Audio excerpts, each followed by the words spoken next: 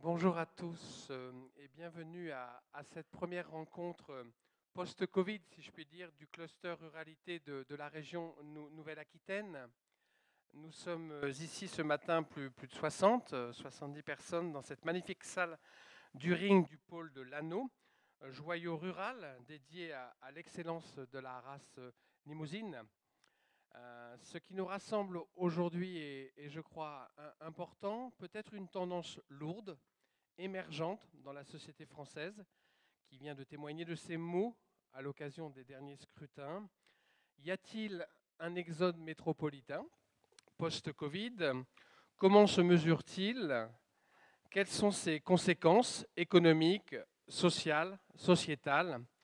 Comment se gère et s'organise la cohabitation dans nos communes rurales entre ruraux historiques et néo-ruraux? Autant de questions auxquelles nous allons nous attacher à répondre avec un plateau de choix, vous en jugerez, composé surtout, exclusivement, d'acteurs de la ruralité. Avec nous ce matin, ici à l'Anneau, Gilbert Chabot, maire de Saint-Pierre de Frugy, une commune de Dordogne, un village en pleine renaissance. Vous nous expliquerez tout ça, monsieur le maire. Catherine Moulin, votre voisine, maire de Faux-la-Montagne, en Creuse, une commune du plateau de Millevaches qui gagne, elle aussi, en population. Une maire entrepreneur. Vincent Dedieu, maire d'Aurigne, en Gironde, président du parc naturel régional des Landes de Gascogne et le nouveau président du cluster ruralité. Jean-Yves Pinault, cofondateur et directeur de l'association Les Localos. C'est un réseau national d'accompagnement des communes. Vous avez les pieds dans le terrain, les mains dans le cambouis. Vous venez de me dire, monsieur Pinault, votre réseau est spécialiste dans l'économie, le conseil aux communes et intervenez dans les communes en matière économie, en matière de transition. Vous nous expliquerez tout ça tout à l'heure. Olivier Bouba-Olga, c'est mon voisin le plus proche, notre Olivier Bouba-Olga, si je puis me permettre l'expression. Il est professeur en aménagement de l'espace et d'urbanisme à l'université de Poitiers. Ça, c'était sa première casquette, celle qu'il a rendue célèbre, si je puis dire, dans nos milieux. Il est désormais aussi chef du service études et prospective du pôle d'Atar à la région Nouvelle-Aquitaine, spécialiste également en développement local. Vous allez nous aider, Olivier, dans un instant à cadrer et à objectiver ce débat parce que vous observez ces mouvements de population, des mouvements démographiques de près depuis plusieurs mois, avec des indicateurs très intéressants qu'il va vous révéler dans un instant. Mais juste avant, j'ai le plaisir de donner bien volontiers la parole à Geneviève Barra. Geneviève Barra, vous êtes conseillère régionale déléguée à la ruralité, au circuit court et à la feuille de route alimentation. Vous êtes maire de Saint-Germain-Beaupré, en Creuse, infatigable militante et défenseur de la ruralité au Conseil régional de Nouvelle-Aquitaine. Je peux en témoigner. Depuis plus de 7 ans, vous incarnez ce combat pour une ruralité positive, créative et offensive. Geneviève, je crois qu'on peut le dire comme ça. C'est à vous qu'il appartient d'introduire nos débats. Bonjour à tous. Donc, je vais essayer de, peut-être, cluster ruralité, ça pose des questions. Je vais essayer de faire quelque chose de très court, vous expliquer un peu comment tout ça s'est venu. Donc, en 2016, le président de la région me donne une délégation de la ruralité. Je crois qu'il avait compris que cette région était la plus grande, mais aussi la moins dense. Ce qui laissait penser qu'il y avait des territoires qui étaient en déprise, donc il fallait voir ce qu'on pouvait faire.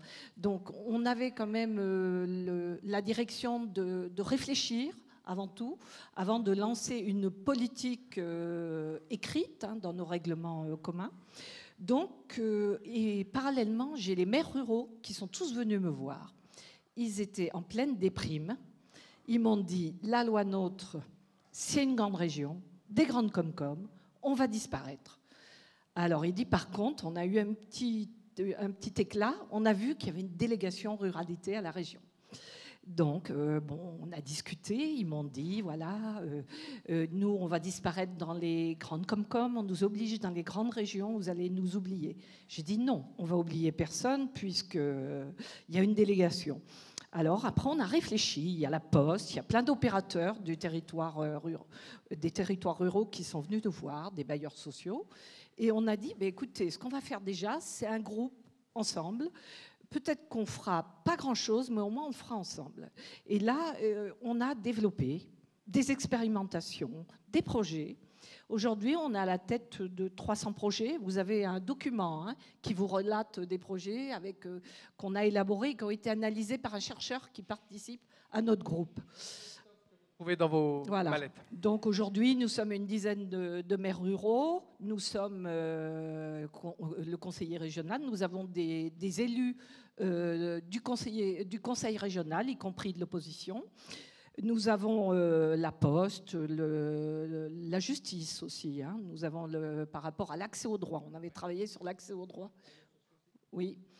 Pardon ? Oui, les bailleurs sociaux, Solila. Et bon, on travaille. Donc, on est à la tête de ces 300 projets. Donc, le président m'a dit écoute, je veux que tu gardes la ruralité. Bon, j'ai dit écoute, le cluster, mais maintenant, aujourd'hui, on pense qu'on est assez grand, qu'on sait exactement identifier les projets qui vont apporter, qui resteront dans nos compétences. C'est quand même important que nous soyons encore dans nos compétences. Et aujourd'hui, avec ces 300 projets, nous avons aujourd'hui développé, à l'intérieur de la politique d'aménagement du territoire, des règlements spécifiques pour les communes rurales. Donc, ça ne sera plus des appels à projets, ça sera au long cours. On pourra, dès que vous aurez un projet, vous pourrez l'apporter et on l'examinera. Voilà, ça, je crois que c'est très positif. Après, vous dire aussi que je pense que là, ça va être le sujet aujourd'hui. Moi, je suis persuadée que la ruralité, c'est énorme, quoi. C'est un avenir énorme. C'est de l'espace, c'est de la nature, c'est de l'environnement, c'est de... Voilà, on connaît la souffrance. On a vu la souffrance des gens qui vivent en métropole, qui ont été coincés, confinés. Et on s'aperçoit que, de toute façon, moi, je suis toujours été persuadée qu'il y avait un avenir énorme. C'est notre richesse nationale, la ruralité. Donc, et puis aussi, on a toujours dans le pays des enfants qui veulent rester au pays. On avait fait, l'agriculture, effectivement, a fait une déprise énorme. On a beaucoup moins d'agriculteurs qui faisaient tourner un circuit économique. Derrière, on avait fait des usines dans les années 60 pour aménager le territoire. Elles ont été bien sûr mises en difficulté, souvent le textile les filles, l'automobile les garçons. Et puis aujourd'hui, on pense qu'il y a tout ce désir de faire des circuits courts, de savoir d'où on mange. Il y a plein de choses qui pensent qu'on a un avenir. Et puis on sait très bien que le Covid nous a appris que le télétravail existe. Et je crois que c'est inscrit définitivement dans nos modes de travail. On ne reviendra pas en arrière, je ne crois pas. Je crois que ce n'est pas possible. Voilà. Eh bien, bonne journée. Geneviève, vous intervenez quand vous voulez, vous êtes de droit ici pendant tout au long de ces débats. Je me tourne vers votre voisin Vincent Dedieu. Vous allez revenir tout à l'heure sur votre témoignage en tant que maire et vous avez plein de choses à nous dire, mais vous êtes président, donc maire d'Aurigne, président du parc naturel régional des Landes de Gascogne, un grand parc régional qui doit bien occuper, et vous avez pris la présidence du cluster ruralité. Alors, quel sens ça a, cette présidence de cluster pour vous? Pourquoi vous avez dit oui finalement? Je ne sais pas si j'ai eu le choix. J'ai eu un appel un soir de Geneviève qui me dit voilà, faut que tu prennes. Voilà, il souhaite que ce soit toi qui prennes la présidence de cluster. Quel sens ça a pour vous? Alors moi, ça n'avait pas de sens parce que comme je l'ai dit au début, je ne connaissais pas le cluster et ça faisait 6 ans que j'étais maire. Ouais. Et donc le sens que ça a, c'est aujourd'hui arriver à faire connaître ce cluster, savoir faire qu'il existe auprès des communes rurales, parce que si moi je ne le savais pas, il y en a d'autres qui ne le savent pas. Bien sûr. Et moi, le sens qu'on va mettre dans le projet du cluster, c'est de le faire connaître et de faire du partage.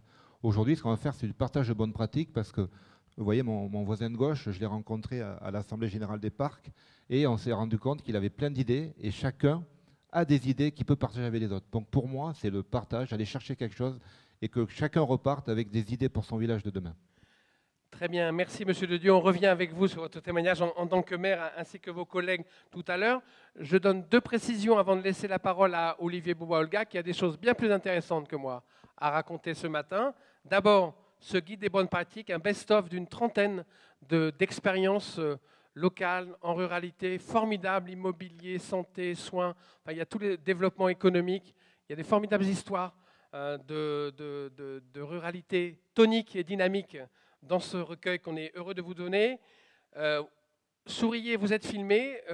là, nous sommes pour l'instant entre nous, mais dès demain sur la chaîne YouTube de la région, les débats de ce jour seront retransmis. C'est ce que nous a appris un peu la période Covid. On a maintenant on préfère le présentiel. Très franchement, on est content d'être là ce matin avec vous, mais on a des relais numériques qui sont formidables, qui donnent des audiences à ce type de débat qu'on n'avait pas précédemment avant le Covid ou qu'on n'allait pas chercher aussi spontanément en tout cas.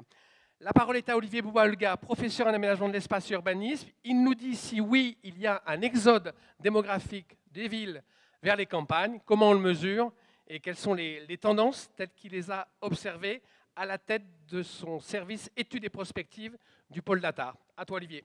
Ok, merci beaucoup, bonjour à tous.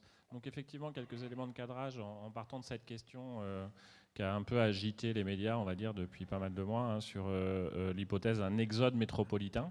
On a eu beaucoup de témoignages dans les médias, vous avez sans doute vu passer des petits reportages télé ou dans les journaux témoignant de tel couple de Parisiens qui allaient s'installer dans le rural, etc. Bon. Et bien sûr, une des questions alors que moi je me suis posé en tant que chercheur, mais que beaucoup de commentateurs et de chercheurs se sont posés, c'est bon, ok, d'accord, on a des cas, mais est-ce que c'est quelques cas anecdotiques ou est-ce que c'est un phénomène un peu massif? Est-ce que véritablement on peut parler de déménagement d'un nombre conséquent de personnes qui quitteraient les grandes villes pour aller vers d'autres territoires? Et si oui, ils partent d'où pour aller où?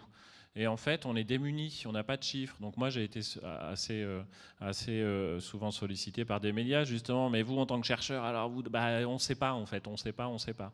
Et pendant toute une période, quand je faisais des conférences un peu sur des sujets un peu connexes, développement territorial, j'avais notamment des témoignages de maires, notamment de maires ruraux, qui disaient mais si, nous, avant, il y avait des maisons, on n'arrivait pas à les vendre, maintenant, c'est parti très vite, etc. Donc, bon, voilà. Je disais, peut-être, mais attention, soyons prudents. Donc il y avait un enjeu de quantification du phénomène. Le problème, c'est que pour quantifier précisément le phénomène, il nous faut de la donnée sur les déménagements. Le nombre de combien de personnes déménagent, quittent un endroit pour aller à un autre endroit. Ces données-là, c'est l'INSEE qui les produit grâce au recensement. Mais le recensement, il se fait au fur et à mesure des années. Et le recensement, le dernier recensement, alors le recensement, il se fait au 1/5e chaque année. Je ne rentre pas trop dans les détails techniques, mais on avait eu une année recensement en 2020, mais tout début 2020, juste avant le confinement. Donc problématique. Et 2021, crise Covid, pas de recensement. Donc pas de chiffres. Et les premiers chiffres, peut-être en fin d'année, l'INSEE commencera à produire des... Bon, on n'avait rien. Donc, comment faire? Alors là aussi, je ne vais pas trop développer, mais il a fallu... En fait, quand on est chercheur et qu'on fait des statistiques, il faut être un peu créatif. Des fois, il faut ruser un peu. Et moi, la petite idée que j'ai eue, c'est de dire, peut-être on peut arriver à saisir des mouvements à travers les statistiques sur les inscriptions scolaires. C'est-à-dire, donc, grâce à une convention qu'on a au sein du conseil régional, que le pôle éducation citoyenneté a avec le rectorat, j'ai pu accéder assez tôt aux inscriptions scolaires à la rentrée 2021. Et donc, j'ai pu voir un peu comment avaient évolué les inscriptions scolaires entre septembre 2020 et septembre 2021. Donc il y a des variations entre ces années-là. Et j'ai comparé aux variations avant la crise Covid. Donc c'était la première fois je m'étais dit, on va voir si on a des choses un peu bizarres qui bougent et si ça se fait au détriment de certains territoires et au profit d'autres territoires. Donc j'ai exploité ces chiffres-là à l'échelle de l'ensemble du pays, de la France métropolitaine. Et donc j'ai raisonné par catégorie quatre grandes catégories. Alors j'ai plutôt raisonné à la maille intercommunalité et 4 grandes catégories d'intercommunalité: les communautés de communes, les communautés d'agglomération, communautés urbaines et métropoles. Et j'ai regardé leur dynamique avant crise, avant Covid et depuis le Covid. Résultat essentiel, c'est on n'a pas d'exode. Il faut arrêter avec le terme d'exode métropolitain. On n'a pas un déménagement massif. Mais ce n'est pas pour autant qu'il ne se passe rien. On a quand même des petits mouvements, effectivement, au détriment de certaines métropoles et au profit de certains territoires, villes moyennes, territoires ruraux. C'est le point clé, le résultat clé, c'est ça. Et il y a d'autres chercheurs. Alors, donc moi, c'est des choses qu'on diffusait début d'année, là, tout début 2021. Et puis après, j'ai échangé avec d'autres chercheurs qui ont eu une autre idée, assez créative aussi. Eux, il faut des enfants. Là, il faut des enfants pour étudier Les inscriptions scolaires, c'est les enfants, mais il y a des couples sans voilà. enfants. Il y a des déménagements sans enfants. Un des problèmes dans les résultats que j'ai produits, enfin un des problèmes, une des limites, hein, c'est que j'ai pas tous les déménagements, j'ai les déménagements potentiels, et encore à travers les inscriptions scolaires, de gens ayant des enfants. Et alors, mon résultat aussi concernait plutôt était vrai pour les inscriptions scolaires dans le premier degré. Si on regarde les inscriptions scolaires dans le second degré, il y avait quasi rien. Il n'y avait pas de changement géographique. Donc ça voulait dire, enfin moi, les chiffres, ce que pouvaient dire mes chiffres, c'est il semblerait qu'on ait un peu de déménagement au détriment des grandes villes et au profit de certains territoires, petites villes, villes moyennes, territoires ruraux, pour des couples avec de jeunes enfants. Mais quid des personnes sans enfants, etc. Bon, les chercheurs de Dijon ont eu une autre idée, ils ont exploité des données sur les réexpéditions définitives de courrier de la Poste. Ce qui est aussi assez futé. Voilà, ils ont récupéré les bases de données, ils ont brassé les chiffres. Alors à une autre, ils ont utilisé le découpage de l'INSEE en aire d'attraction des villes. Bon, peu importe, je passe, mais qui permet de différencier un peu autrement les territoires. Et ils ont les mêmes résultats. D'où, alors peut-être première diapo avec un graphique sans que... non, alors, la diapo d'avant, voilà. Alors, j'essaie d'expliquer de manière non technique que vous compreniez l'idée. Chaque point, c'est un ensemble, c'est une catégorie de territoire. En abscisse, là, on regarde la variation des dynamiques d'inscription scolaire. Ça, c'est mes chiffres. Comment ont évolué les inscriptions scolaires après crise, avant crise? Et puis, en ordonnée, là, l'axe vertical, c'est comment ont évolué les réexpéditions définitives de courrier par la Poste. Et vous voyez, mes points, ils sont un peu alignés le long d'une espèce de diagonale, là. Bon, ça veut dire qu'en fait... ça donne les mêmes infos, c'est très convergent les résultats. Qu'on regarde les inscriptions scolaires ou les réexpéditions définitives de courrier, c'est pareil. Et puis on voit où est-ce que ça bouge le plus.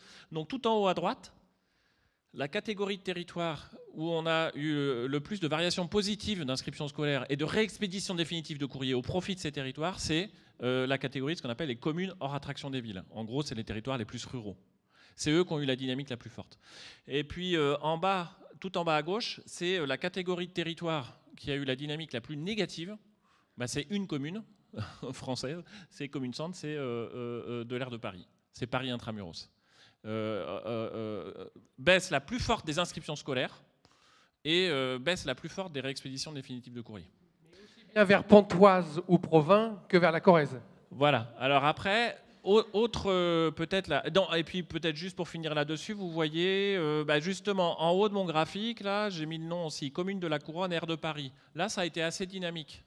Alors assez peu un peu moins sur les inscriptions scolaires, beaucoup plus sur les réexpéditions définitives de courrier, mais dynamique. Donc c'est ce que tu dis, Jean-Bernard, c'est on quitte la commune centre aussi pour aller dans la Couronne de l'aire de Paris. Et puis vous avez les communes centres des aires de moins de 50 000 habitants. Donc là, c'est des villes moyennes, on va dire. Et on va au cœur de certaines villes moyennes, etc. Donc ça, c'est pour dire que les deux sources convergent, réexpédition définitive de courrier, inscription scolaire.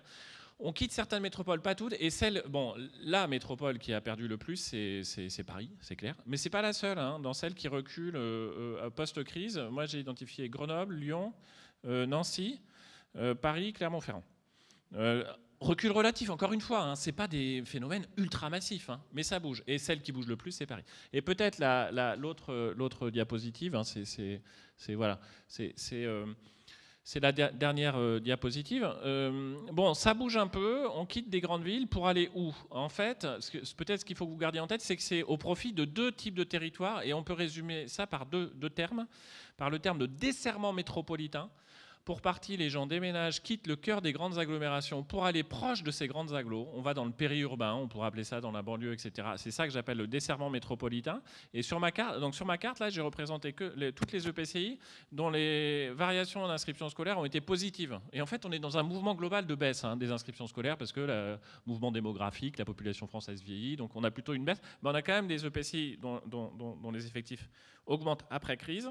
Donc c'est autour de, vous voyez autour de Paris, là, les zones en bleu, là, ça se développe. Enfin voilà, on a de l'inscription. Là, c'est le desserrement métropolitain. Et puis l'autre phénomène, parce que c'est pas que ça. L'autre phénomène, c'est ce qu'on peut résumer par le terme de renouveau rural, c'est-à-dire que c'est aussi au profit de territoires plus éloignés des métropoles qui bénéficient d'un apport de population. Peut-être remettez, voilà. Donc on a ces deux phénomènes-là. Idée ultra importante, puis je pense que vous pourrez en témoigner. Attention, c'est pas si nouveau que ça en fait. ce phénomène de desserrement métropolitain et de renouveau rural, c'est des choses dont on parle depuis longtemps. Et donc vous évoquiez, Madame la qui est maire de Faux-la-Montagne, moi j'avais fait du terrain sur le plateau de Millevaches, des gens qui viennent tous les ans sur le plateau de Millevaches, ça existe depuis longtemps. Et c'est peut-être aussi un point à garder en tête. La région Nouvelle-Aquitaine dans son ensemble, si vous regardez l'évolution de la population de la Nouvelle-Aquitaine, vous pouvez regarder deux choses. Le sol naturel, donc ça dépend naissance, décès, et puis le sol migratoire. Pratiquement tous les territoires de Nouvelle-Aquitaine ont un sol migratoire positif, y compris les territoires dont la population globale baisse. Parce qu'on a des territoires vieillissants, il y a peu de naissances, plus de décès. Au global, la population baisse, mais ça ne veut pas dire que personne ne vient. Donc ça, c'est une idée aussi super. Donc tous les territoires, d'une certaine manière, ont une attractivité, on pourrait dire, si le fait d'attirer nous signale ça. Donc voilà sur les éléments de cadrage. Donc pas d'exode. Moi, je me suis battu pendant des années pour dire arrêtons avec le mythe de l'avenir de la France, c'est les métropoles. Je pense que je vais passer les prochaines années à me battre contre le mythe alternatif. Attention, l'avenir de la France, c'est le rural et les villes moyennes. Non, il y a du potentiel partout. C'était vrai avant, ça reste vrai. Il ne faut pas non plus tomber dans le discours inverse, point de salut dans les métropoles. Non, il se passe des choses intéressantes dans les grandes villes et puis dans les villes moyennes. Il faut cultiver cette diversité et se nourrir de cette richesse, quoi. Le Covid a quand même modifié des comportements ? Alors, en tout cas, sur les comportements. Donc, ça, encore une fois, c'est pas massif, mais il se passe des choses. Il y a eu des trucs qui ont bougé. Donc, moi, alors peut-être aussi pour reboucler par rapport à ce que je vous disais, parce que je pense que c'est un point clé. On a bien vu qu'on a. Alors, la région de Nouvelle-Aquitaine, on l'a bien vu. Le Covid, ça a été beaucoup de télétravail, de visio, et puis d'une certaine manière, on s'est dit, tiens, mais on arrive à travailler, en fait, même si on est un peu à distance. Alors, ça ne veut pas dire qu'on va faire que ça, mais il y a des choses qui ont bougé. Il y a une expérimentation grandeur nature du télétravail. On voit que ça peut modifier des choix de manière un peu substantielle. La grosse question, c'est, moi je me dis, c'est que c'est pas un truc qui va nous tomber sur la tête, c'est que ça relève presque du choix de société, j'ai envie de dire. C'est-à-dire, est-ce qu'on va continuer, qu'est-ce qu'on a envie de faire? Est-ce qu'on veut continuer ça, inscrire ça dans nos pratiques pour faire du mix? Tout le monde est d'accord, on va pas faire que du télétravail, mais on peut peut-être combiner les deux. Et ça peut avoir des incidences fondamentale en termes de choix de localisation des populations. Le fait de passer dans les organisations privées ou publiques, par exemple, de 2 jours de télétravail en moyenne à 3 jours de télétravail en moyenne, ça change tout. Parce qu'à 3 jours de télétravail en moyenne, je peux habiter à 2 heures, 3 heures de mon lieu de travail. Donc vous voyez, en termes de choix de lieu de résidence. Bon, donc ça, il me semble, c'est des sujets dont il faut discuter collectivement. Parce que, encore une fois, ça ne va pas tomber du ciel. Ça relève d'un choix politique, d'une certaine manière, dont il faut discuter ensemble. Très bien, merci Olivier. Vous aurez le loisir d'interpeller Olivier Boubalga ou de le questionner ou de lui demander précision quand vous le souhaitez. D'ailleurs, si vous le souhaitez maintenant, c'est possible. N'hésitez pas, mais on pourra revenir avec lui quand vous le souhaitez. Vincent de Dieu, je me tourne vers vous. Vous constatez, vous, dans votre commune, ces évolutions qui ont été esquissées et si oui, depuis quand ? Alors nous, on le ressent depuis la crise sanitaire, on voit que les maisons qui ne se vendaient pas se vendent dans une semaine. Vous pouvez nous présenter Aurigne peut-être pour ceux qui ne connaissent pas ? C'est 180 habitants, donc oui. C'est ce qu'on appelle les toutes petites communes, un territoire de 27 km², donc au départ de la forêt landaise, donc beaucoup d'entretien de chemin. C'est vrai que ça peut paraître anodin, mais pour les maires qui sont autour de moi, c'est beaucoup d'investissement. Donc voilà, avec une population plutôt jeune qui arrive souvent de la métropole. Alors pourquoi ils sont venus ici? C'était une question de moyens, des prix qui devenaient de très chers, et donc le rayon s'agrandissait, donc ça a été mon cas, moi le premier. Et aujourd'hui, des gens qui viennent avec des moyens, par contre, parce qu'ils veulent une certaine tranquillité. Aujourd'hui, je vois que la dernière maison qui est en train de se vendre, la personne fait monter les enchères parce que avant on faisait des offres à la baisse, maintenant on fait des offres à la hausse pour acheter chez nous. On est à 40 minutes de Bordeaux, donc c'est plutôt bien. Je me suis battu pour qu'on ait la fibre, parce que c'est vrai que pour nous, les territoires ruraux, la fibre était quelque chose d'important. Donc l'attractivité d'un petit village à 40 minutes de Bordeaux avec la fibre fait que oui, on voit qu'avec le télétravail, on devient un village plutôt intéressant.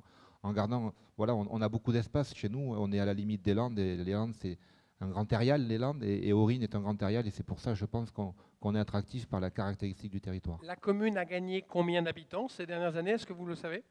Alors, on va faire le recensement, il est prévu pour 2023. Oh, vous les connaissez tous par Alors, leur petit nom, on les connaît tous, mais il y a aujourd'hui je ne vais pas parler en habitants, mais on doit être autour, quand je dis 180, c'était le dernier recensement à peu près, je pense qu'on doit être autour de 190, mais la dynamique du village n'est pas d'exploser. On essaye vraiment de garder notre identité, et donc c'est surtout, il y a aujourd'hui en termes de permis de construire, on va dire que c'est 4 maisons neuves sur les 5 dernières années.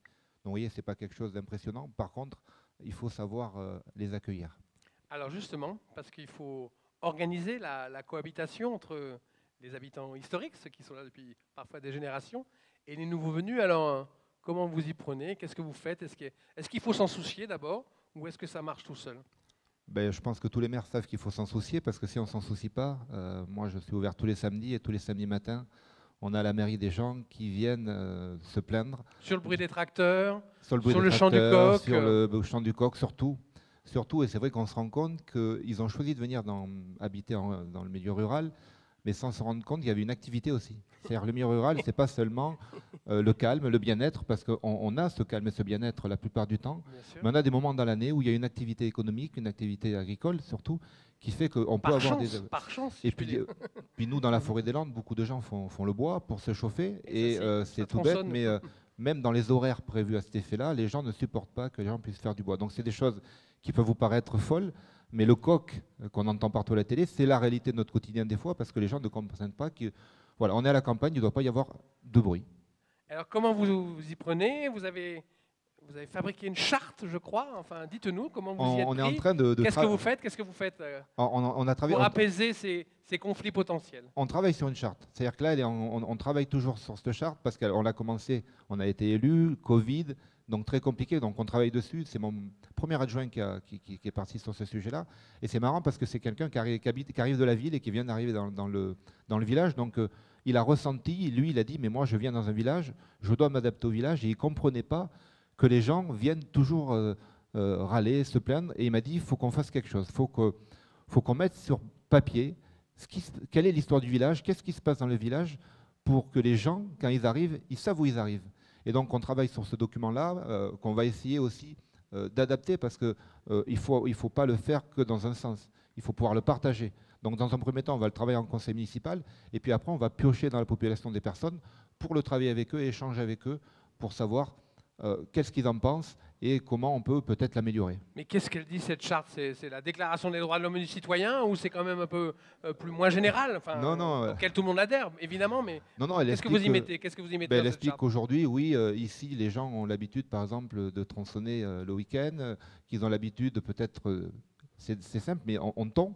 Donc voilà, c'est des choses anodines que les gens oui, ont une vie différente. Il y a le jardin, il y a les poulaillers, et puis il y a l'activité du bois. Moi, je suis dans la forêt des Landes, donc c'est vrai que l'activité bois est quand même énorme. Et puis on a quelques agriculteurs. Donc on fait un état des lieux de ce qui existe sur le village avant qu'ils arrivent, pour pas en fait qu'ils soient surpris et qu'ils se disent mais c'est pas normal que tout ça arrive. Ça fait que le but, c'est de dire voilà, on vous donne ce document, mais attention, on ne le donne pas en disant on vous le donne, on s'est débarrassé, maintenant on a fait notre boulot. Le but, c'est de le donner et de le partager. Parce que si on ne le partage pas, vous savez que c'est le genre de document qu'on prend, ils regardent la première page et ils le mettent dans un tiroir et ils ne l'utilisent plus. Donc le but, c'est de le partager. Et nous, chaque année, au moment des vœux, vous voyez, un village de 180 habitants qui fait des vœux, ça peut paraître anodin, mais moi, les vœux, il y a du monde. Parce qu'il y a une proximité dans nos villages. On se connaît tous. Donc ce moment, c'est un moment convivial qu'on ne fait pas depuis 2 ans malheureusement. Donc le moment des vœux, c'est aussi le moment où on accueille ces nouveaux arrivants, où on leur offre un cadeau. Et ça leur permet aussi d'échanger avec les anciens. Et ce moment de vœux est un moment d'échange pour eux. On leur donne un cadeau et en plus, ils peuvent parler à les anciens. Ce qui est compliqué, c'est quand ils ne viennent pas aux vœux. Il faut qu'on travaille justement sur ces gens, parce que quand on est à 40 minutes de Bordeaux, quand on travaille la semaine à Bordeaux, c'est ce qu'on appelle un peu des villages dortoirs, où les gens arrivent le week-end et ne font rien. Donc il faut pouvoir aller les capter. Et c'est ce travail qui est compliqué à faire et sur lequel on veut avancer la commune. Et ce bouquin, on va aller chez eux. C'est-à-dire qu'on va aller, c'est bête, mais le Noël, depuis 2 ans, comme on peut faire Noël des enfants, on amène les cadeaux chez les enfants. Et bien pourquoi pas, on ira amener cette charte chez les habitants et puis qu'on prenne un moment autour d'un café pour parler de cette charte et leur expliquer. Et puis s'ils ont des questions, qu'on puisse leur répondre. On va voir les solutions déployées par vos collègues. J'ai une dernière question pour vous, Monsieur Dedieu. Ça a bien voté à Aurigny, là, au dernier scrutin? Taux de participation? Alors, bien voté en taux de, on va rester sur le taux de participation. Alors, parce que, je ne demande voilà. pas pour qui, je vous demande le nombre, le votant. Sur le taux de participation, on était pratiquement à 80-83%. Oui, Donc, c'était plutôt, un on bon a score. 150 votants et ça vote bien, oui, ça vote bien. Ouais. D'accord. Non, ils viennent voter. Ils viennent voter. On s'arrêtera là. On gardera le reste pour les conversations post-rencontre. Je me tourne vers vous, Gilbert Chabot, maire de Saint-Pierre de Frugy. Alors, moi, je connais votre histoire. On ne se lasse pas d'entendre l'histoire. Il va faire un tour, Monsieur Chabot, un jour. Il va raconter son histoire sur YouTube. Je pense que vous devriez faire ça parce qu'elle est formidable, l'histoire de Saint-Pierre de Frugy, qui n'est pas si loin que ça. Vous avez mis combien de temps pour venir 1 heure et quart. À 1 heure et quart, à l'est du département de la Dordogne. Hein, donc voilà. vous venez en voisin. Et donc, vous nous racontez l'histoire de la renaissance de votre commune. Je résume, vous veniez y prendre votre retraite et ça fait 3 mandats que vous enquillez et que vous travaillez au développement de votre commune. Quoi. Bon, dites-nous ce que vous y avez fait dans votre commune et dites-nous si vous avez vu le thème de notre rencontre d'aujourd'hui, un mouvement récent ou moins récent, naturel, de population vers votre commune. Vous avez la parole volontiers, Monsieur Chabot. Prenez votre temps. Je ne sais pas si je dois recommencer à vous raconter ce qu'on a fait un petit Pourquoi peu. pas, bien sûr, Oui. bien sûr, bien sûr. Bon, lorsqu'on a été élu, le village était désert, hein, il y avait 360 habitants, une population vieillissante, et il n'y avait plus d'école, elle a été fermée depuis 2 ans, il n'y a pas de restaurant, aucun commerce, aucun mouvement. Et la mairie, c'était une pièce de 12 mètres carrés avec un hygiaphone, voilà à peu près le décor planté. Donc, lorsqu'on arrive du milieu professionnel où on a travaillé, très actif et tout, de ce coup, on ne voit pas passer aucune voiture dans le village. On se dit que faire pour que les gens aient envie de venir nous voir et pourquoi pas d'y rester. Voilà le leitmotiv. Donc, on s'est réunis plusieurs fois. On a fait l'inventaire de nos richesses, entre guillemets. Donc, la richesse, c'était évident, c'était la nature et un peu de petit patrimoine. Donc, on s'est attelé à restaurer le petit patrimoine en interne avec nos cantonniers et surtout on a mis en place des pratiques pour la protection de l'environnement. Alors ça paraît anodin maintenant, mais c'était en 2008, rappelez-vous. Donc on a arrêté tous les intrants, c'est-à-dire les engrais, les pesticides, le sel même pour les routes. Maintenant il n'y a plus de neige, mais à l'époque il y avait encore de la neige à Saint-Pierre-de-Frugy. Et donc, on ne salait pas, on sablait. Voilà, donc, voilà à peu près. On a mis des nichoirs un peu partout. On a fauché, raisonné tout de suite. Dès qu'on a pu, on a acheté des zones humides. Et on a une forêt qu'on a agrandie. On a mis plein des petites actions, toutes simples, mais qui ont fait que les gens ont commencé à regarder ce que l'on faisait. Et surtout, on a réouvert les chemins de randonnée, ce qui n'est pas une petite affaire. Hein. Des fois, c'est un combat. Parce que les chemins de randonnée s'étaient accaparés, etc., etc. Il y a de mauvaises habitudes qui ont été prises quelquefois oui, par voilà. les propriétaires occupants, au sens vrai du terme. Ça, voilà. Donc on les a ouverts. Donc on a eu beaucoup de visites. Donc vous allez voir que j'ai pas beaucoup de mérite. Hein. Les gens sont venus nous voir pour marcher. Et lorsque je les rencontrais, ils me disaient c'est bien votre petit village, vous faites des choses pas trop mal. Mais par contre, lorsqu'on a envie de boire un coup, de manger, ben, pas possible. On est obligé d'aller les communes à côté. Ce qui nous a incité à réfléchir et à voir comment on pourrait faire pour ouvrir le restaurant qui avait été fermé avant. Donc, impossible financièrement, mais donc on s'est dit que peut-être on pourrait le faire en éco-construction, et c'est ce qu'on a fait, sauf l'électricité, puisqu'il faut des normes vraiment spécifiques. Donc, on a ouvert le restaurant, donc ça a marché tout de suite. Il y avait quelques producteurs de produits locaux qu'on a réunis, on leur a dit, vous allez aussi dans les marchés et tout, c'est bien, mais ça serait bien qu'il y ait une vision de ce que vous faites en local. Il dit oui, d'accord, mais comment? Ben, je dis il faut ouvrir un magasin dans la commune. Nous n'avons pas les moyens, donc on a mis une petite salle à leur belle école qui était à leur disposition. Et ça a marché tout de suite, avec un contrat aidé au départ. Maintenant, il y a 2 contrats rémunérés par l'association et ça marche à fond. Et il faudrait qu'on l'agrandisse actuellement d'ailleurs. Voilà. Il y a eu ça. L'école. Ensuite, on a été reçu. Alors, mal reçu au rectorat, je crois qu'il faut le dire. Oui, Hein. Vous voilà. avez trouvé un autre parlais biais. Hein. De l'avenir du bâtiment. Le bâtiment, il fallait lui trouver une nouvelle affectation d'abord.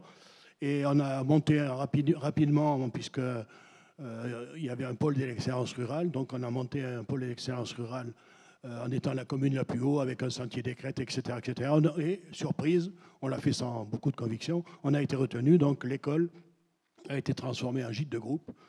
capable d'accueillir 18 personnes et une grande salle où on pourrait faire des réunions. Donc ça a été là aussi très important puisqu'on a organisé des stages en permaculture qui ont marché très très fort, très rapidement.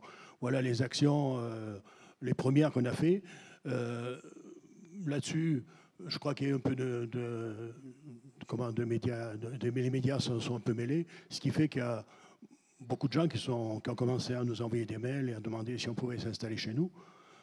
Alors inutile de vous dire qu'on n'était pas prêt à ça, on avait surtout travaillé sur le cadre de vie. Beaucoup le cadre de vie, on est 3 fleurs, on est 3 étoiles, on a fait tous ces petits trucs-là pour les habitants. On ne pensait pas que ça aurait un tel attrait pour les gens de l'extérieur. Moi, je vous parle de la situation avant Covid. Donc, je me suis dit, tiens, bon, faut accueillir les gens qui écrivent. Et ils écrivaient tous, en fait. On avait jusqu'à 1 ou 2 demandes par jour pendant un moment, et après ça s'est un peu estompé, mais c'est revenu pareil. Donc, je recevais tous les gens, savoir quelle était d'abord leur situation familiale, sans trop exagérer, mais quel était leur projet, pourquoi ils voulaient s'installer chez nous, et la question également financière, comment ils comptaient s'installer. Moyennant quoi, après, lorsqu'on avait fait tout ça, il fallait à la pêche aux logements disponibles, c'est-à-dire aux biens disponibles. Or, c'est une petite commune, il n'y a pas de résidence secondaire. Il y avait à ce moment-là des résidences vacantes, mais pas de résidence secondaire. Donc, moi, j'ai fait l'inventaire de toutes les maisons susceptibles d'être vendues, toutes les ruines, même éventuellement avec un bout de terrain autour. J'avais mon cahier avec moi et à chaque fois que les gens me demandaient, je dis, il y aurait éventuellement ça, mais il faudrait rencontrer le propriétaire. Et je servais d'intermédiaire la plupart du temps pour éviter ce que mon collègue a dit, c'est-à-dire qu'il y a une inflation, que les gens profitent de cette demande accrue pour augmenter les prix.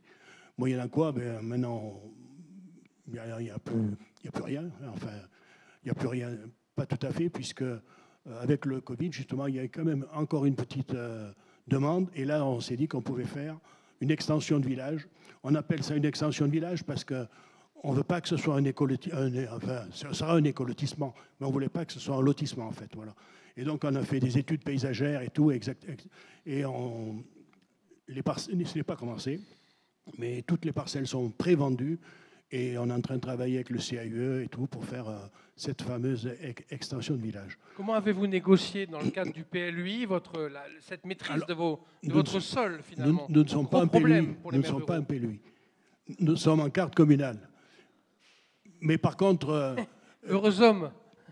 Non, mais je vais vous expliquer que ça a été très bien, au contraire, puisqu'il y avait des parcelles qui étaient réservées aux enfants, aux petits-enfants, etc., etc. Et donc, je me suis permis de les alerter en leur disant que d'ici 2-3 ans, on passerait un PLUI et que comme on était à la variable d'ajustement, il risquait de ne plus y avoir de zone constructible chez nous. Donc, quelques jours après, ils m'appelaient, ils avaient réfléchi. Donc, on a tout vendu. Absolument tout vendu. Pratique. Voilà comment ça s'est passé. Voilà.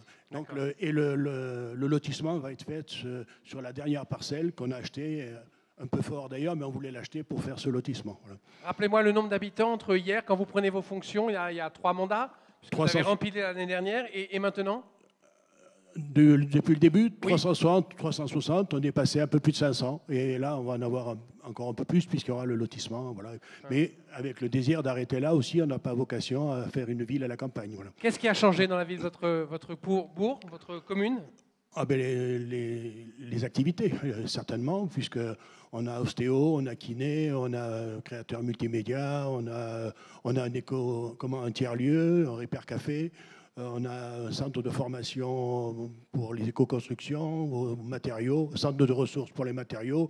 J'en passe, c'est des meilleurs. Qu'est-ce que je pourrais essayer de vous trouver? Beaucoup d'activités sportives, marche nordique qu'il n'y avait pas avant, kung-fu, cours de musique, etc., etc. Kung-fu à Saint-Pierre-de-Frugy. Oui. Très bien. Dernière question. On parle toujours à chaque élection municipale, Monsieur Chabot, du ras-le-bol des maires qui ne vont pas rempiler, qui veulent arrêter, c'est trop compliqué, les PLUI, la loi NOTRe, etc., la complexité des normes, etc. Vous avez rempilé pour la 2e fois, donc c'est votre 3e mandat, si je me souviens bien. Oui. Alors vous deviez prendre votre retraite il y C'est a 2 vrai. mandats. Ouais, Pourquoi vous avez rempilé? Alors, je vais vous le dire, ne croyez pas que c'est la flagornerie, mais je ne voulais vraiment pas me représenter, puisque j'ai des enfants qui sont à l'étranger, je comptais pouvoir aller les voir un peu plus régulièrement.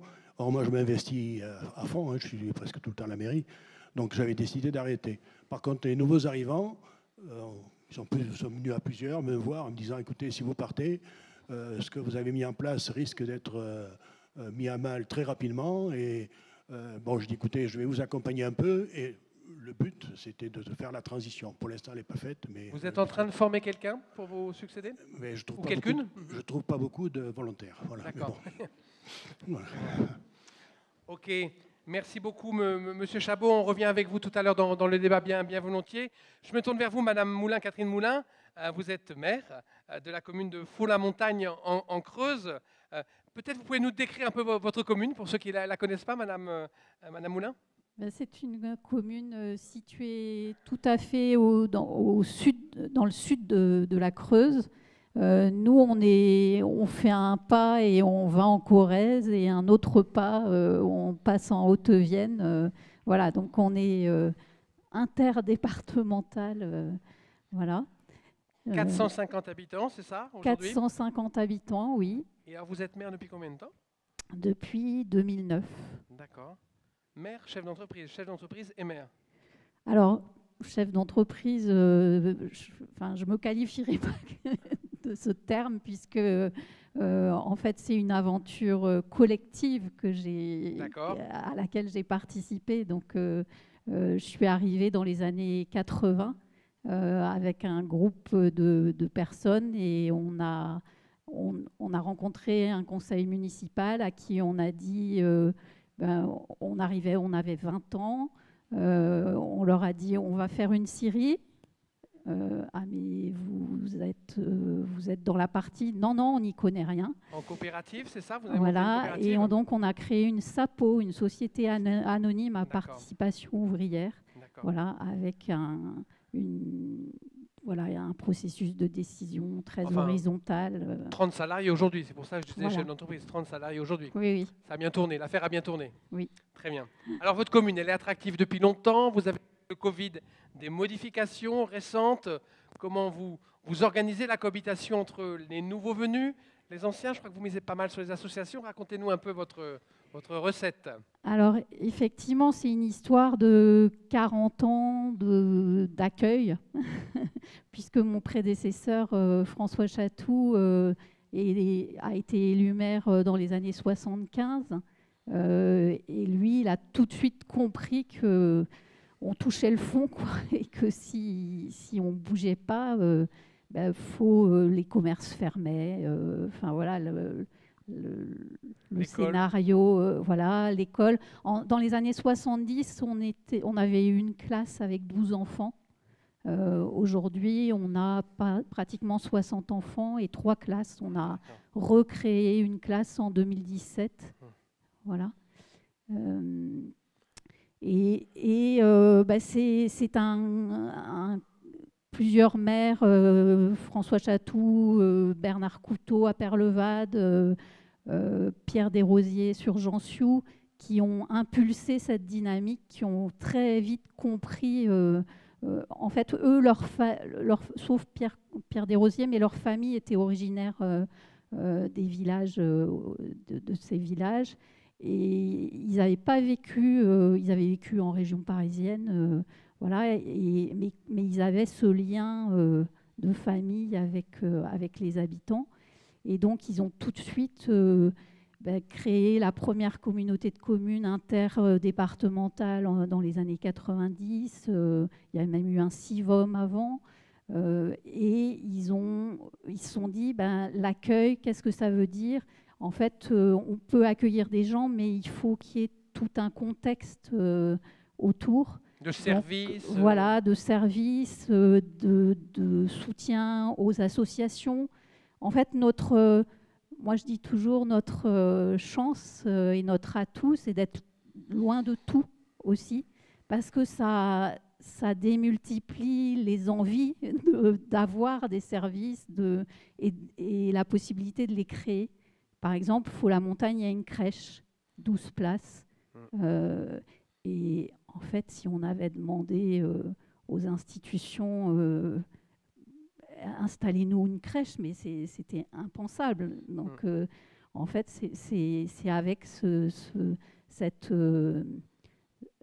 esprit collectif. Voilà, qu'on a pu penser plus large que notre commune, d'ailleurs, penser sur un territoire, un espèce de maillage où on installe une crèche à Faux, mais une maison d'assistante maternelle à Jansiou. Voilà, et répartition des tâches. Voilà. On communalise aussi beaucoup de choses. On a racheté des bâtiments, notamment des commerces, pour permettre à des arrivants de ne pas, par exemple, une épicerie, boucherie, leur permettre de s'installer tout de suite et de commencer leur activité, mais ne pas avoir, par exemple, l'achat du bâtiment à gérer, voilà, des charges trop lourdes. Et aujourd'hui, on a des gîtes, on a un camping, on a une station-service communale. Voilà, on est pompiste, on gère beaucoup d'activités et une trentaine d'associations. Alors parlez-nous de cette vie associative, parce que je crois que c'est clé dans le vivre ensemble dans votre commune et sur votre territoire. Comment vous responsabilisez ces associations sur le devenir collectif, le vivre ensemble? On a vu, Geneviève Barra parlait beaucoup de l'appel à projet ruralité des années passées, qui sera aujourd'hui intégré complètement dans nos politiques territoriales. On voit bien que quand on parle commune rurale, c'est aussi association. Commune rurale seule, sans association, c'est rare que ça peut marcher, mais avec les associations, c'est souvent une union qui donne de la force. Dites-nous comment vous avez fait pour travailler avec ces associations, ça nous intéresse. Bon, on les a tout le temps soutenues, accompagnées. Voilà, on a mis aussi en place des infrastructures telles une salle des fêtes équipée pour accueillir du spectacle vivant, pour permettre que se développent, par exemple, des programmations culturelles. Voilà. Et en fait, oui, on a l'association qui gère la crèche, on a une maison des jeux et des jeunes avec une association qui s'appelle Cadet Roussel aussi, qui développe pas mal d'activités pour les enfants et les ados. Voilà, et c'est un sauna public autogéré. Voilà, plein de choses de ce type, mais qui répondent aussi, qui viennent et qui émanent des habitants et de leurs envies. Qu'est-ce qu'a changé le Covid dans votre commune? Qu'est-ce que vous avez vu comme évolution ces 2 à 3 dernières années donc? Effectivement, on a vu arriver des nouvelles personnes, mais c'est pas si nouveau que ça. Nous, depuis 40 ans, effectivement, on a des personnes issues du village qui viennent prendre leur retraite. On a des jeunes qui arrivent, alors de la tranche, effectivement, les trentenaires avec des enfants qui n'ont pas envie d'élever leurs enfants en ville, clairement. Et puis, plein de jeunes qui ont des utopies dans la tête. Et ce qui est important, c'est qu'on accueille tout le monde. Ce que disait François Chatou, c'est on accueille tout le monde. Il y aura peut-être 50% qui repartiront, mais les 50 qui vont rester, autres, c'est déjà très bien. Ouais. Vous avez même question qu'à votre voisin. Vous avez cherché successeur la dernière fois, ou vous vouliez coûte que coûte rester maire, et vous avez peiné à trouver quelqu'un pour prendre le relais au sein de votre équipe? Je trouve, j'aurais bien aimé passer la main, mais c'est pas si évident que ça. Et même, j'ai eu 4 jeunes conseillers qui sont venus avec nous dans notre équipe. Alors, à Faux, depuis très longtemps, il y a eu intégration de nouveaux arrivants dans les équipes municipales. Et ça, c'est un point. Une participation, pas simplement lors des élections, également dans la vie de la commune. Voilà. Ça, c'est important. Oui. Mais par exemple, j'ai eu 4 jeunes qui ont démissionné au cours de ce mandat et qui ont été remplacés. Mais c'est parce qu'en fait, je pense que le mandat électif, ça fait pas rêver du tout, quoi. Quand ils voient de quoi on s'occupe, en fait, ils préfèrent... C'est pas le niveau des indemnités qui attire, hein, c'est clairement pas ça. Non, mais voilà, on règle des problèmes, des petits problèmes très... du vivre ensemble. Très terre à terre, quoi, dans une mairie. Et eux, ils ont préféré continuer des activités associatives, monter des projets qui les bottent. Et alors, on est toujours en lien, il n'y a pas eu de conflit. Vous n'êtes pas fâchés, mais je pense ils ont quitté le job. Voilà, ça montre aussi, peut-être, il faut qu'on évolue aussi dans ce système. Voilà. On peut s'occuper du collectif sans être maire ou adjoint au maire, c'est ce que vous voulez dire Oui, moi j'ai un jeune là qui était dans notre équipe, qui a répondu à l'appel à manifestation d'intérêt nature et transition, et qui, en tant qu'ancien conseiller municipal, continue à mener ce projet avec nous. Voilà, alors après, c'est une posture, c'est ne pas avoir peur de nos habitants et de ce qu'ils peuvent proposer et être à l'écoute. Très bien. Des propos empreints de bon sens et de sagesse. Merci beaucoup, Madame Moulin. Vous revenez tout à l'heure là dans notre conversation qui se poursuit avec votre voisin Jean-Yves Pinault. Donc vous étiez jusqu'en 2016 directeur du collectif Ville Campagne, qui était une association nationale au service de ceux qui désiraient s'installer en zone rurale. On va parler d'installation avec les gens qui sont ici sur la scène, mais aussi avec d'autres intervenants ici dans la salle. Vous êtes aujourd'hui cofondateur et directeur de l'association Les Localos, qui est basée à Limoges, qui est une association qui accompagne au développement local et aux transitions. Vous êtes aussi chroniqueur pour la revue Village. C'est chic, chroniqueur pour la revue Village. Super, bravo. Et vous avez théorisé ces politiques d'accueil et d'attractivité en sillonnant le terrain. Hein, vous êtes un homme de terrain. Hein. Et quelles sont les conditions de réussite d'une politique locale d'accueil de nouveaux habitants? Qu'est-ce qu'on peut dire? Est-ce qu'on peut théoriser ou est-ce qu'on peut donner les quelques lignes directrices d'une bonne pratique en matière d'accueil? Bonjour à toutes et à tous. Merci d'abord pour l'invitation au niveau du secteur ruralité. J'ai du mal à parler anglais, je l'avoue. Voilà, je préférais parler occitan. Du cluster ruralité. C'est pas anodin tout de même tout ça. Merci pour cette question, hein, qui n'est pas une petite question. Donc, si j'ai envie de vous noyer là sous des termes un peu techno, on va y aller. Ah, vous en avez aussi en magasin, voilà. Alors. Nous, mais vous en avez aussi en magasin, d'accord. Les localos font le grand écart entre l'Europe, les ministères et puis le terrain, quasiment quasiment au quotidien, quoi. En fait, c'est ça aussi qui nous intéresse. Simplement pour dire, effectivement, M. Bouba-Olga l'a rappelé, on est face à un phénomène qui n'est pas nouveau. Je discutais avec Catherine, évidemment, que ce phénomène de réattractivité des territoires ruraux, l'INSEE nous dit, dans les chiffres, c'est les années 70 du XXe siècle. Voilà, et c'est pas anodin, parce que Geneviève en a parlé, on n'est pas en train d'évoquer simplement une variable d'ajustement qui serait la démographie. On est en train d'abord de parler de femmes et d'hommes, déjà. Ensuite, on parle de notre rapport au territoire, comment on l'habite. Et ce territoire, c'est une cohabitation, certes, entre des nouveaux et des anciens, mais c'est aussi une cohabitation avec le vivant. Et on voit bien aujourd'hui les enjeux que c'est. Donc on est, disons-nous-le, on est face à un projet de société. Voilà. Et quelle société on veut, quel monde d'après on veut construire quand on voit aujourd'hui les défis, les crises qui sont devant nous. Donc voilà, il me semble que toute la richesse, l'importance, la noblesse de notre sujet d'aujourd'hui et qui nous réunit, il est là. C'est comment on fait une société qui va être la plus intéressante pour le plus grand nombre et qui va être en capacité en fait d'encaisser les sales coups qu'on va recevoir et qu'on a commencé à recevoir.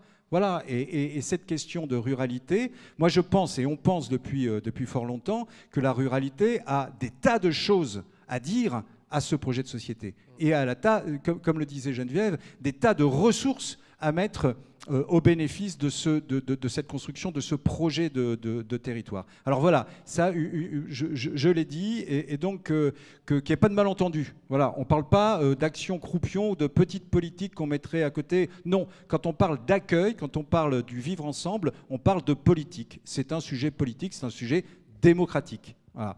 Et je ne suis pas sûr, je vous le dis comme je le pense, que les grandes politiques qui se dessinent aujourd'hui, que certains appellent mondialisation, etc., nous amènent à avoir une totale confiance dans notre système de petits territoires de la République face à des grands territoires de la République. Alors oui, il faut de la régulation, oui, il faut de la volonté, oui, il faut des dispositifs politiques, comme vous le souhaitez le faire. Et donc ça il me semble que c'est quand même un sujet très important. Alors, pour répondre à votre question, parce que le sujet est bavard, Jean-Bernard, donc n'hésitez pas à me le rappeler. Ah non, mais simplement pour dire à ce stade, on vous reproche absolument rien. C'est génial. Continuez. Okay, merci. Je saurai vous arrêter, vous inquiétez pas. Merci. Alors, les Localos, c'est une association autonome, on n'est pas subventionné, donc on a un projet associatif, c'est une vraie association, on est plus d'une centaine de membres, on est un réseau de réseaux. Pour le dire très vite, je citerai par exemple le réseau de l'AMRF, qui est membre des Localos, et nous... Association des maires ruraux de France ? Oui, l'association des maires ruraux de France, absolument. On n'a pas été les chercher, hein. C'est eux qui nous ont sollicité sur le projet associatif en fait. Et dans ce projet associatif, il y a deux piliers, on va dire, essentiels. Le premier pilier, c'est, effectivement, vous en avez parlé tout à l'heure Jean-Bernard, la question de la démocratie locale, la question de la démocratie. Et donc on met en place, on autofinance chaque année un événement qui s'appelle la Nuit des territoires, la Nuit de la démocratie et des territoires. On en tire, ça c'est je suis assez fier, c'est un premier livre-objet, on en tire des outils qu'on met à la disposition de chacun, gracieusement, des élus, des conseils municipaux, des collectifs citoyens, pour organiser en fait des réunions sur des thèmes qui relient développement local, démocratie, attractivité. Et voilà. Cette nuit se déroule dans tous les territoires où vous avez des correspondants ou des acteurs de votre association, dans plusieurs endroits partout où les gens veulent. Très bien, voilà. Et très donc l'effet Covid a fait qu'on a cet événement en décembre. On prépare le quatrième événement cette année, à la fois de manière distancielle et à la fois de manière présentielle. Voilà. Tout ça pour dire que sans éducation populaire, sans rééducation démocratie, la démocratie, elle n'est pas définitive. Si on ne la réinvente pas au quotidien, on peut la perdre de vue.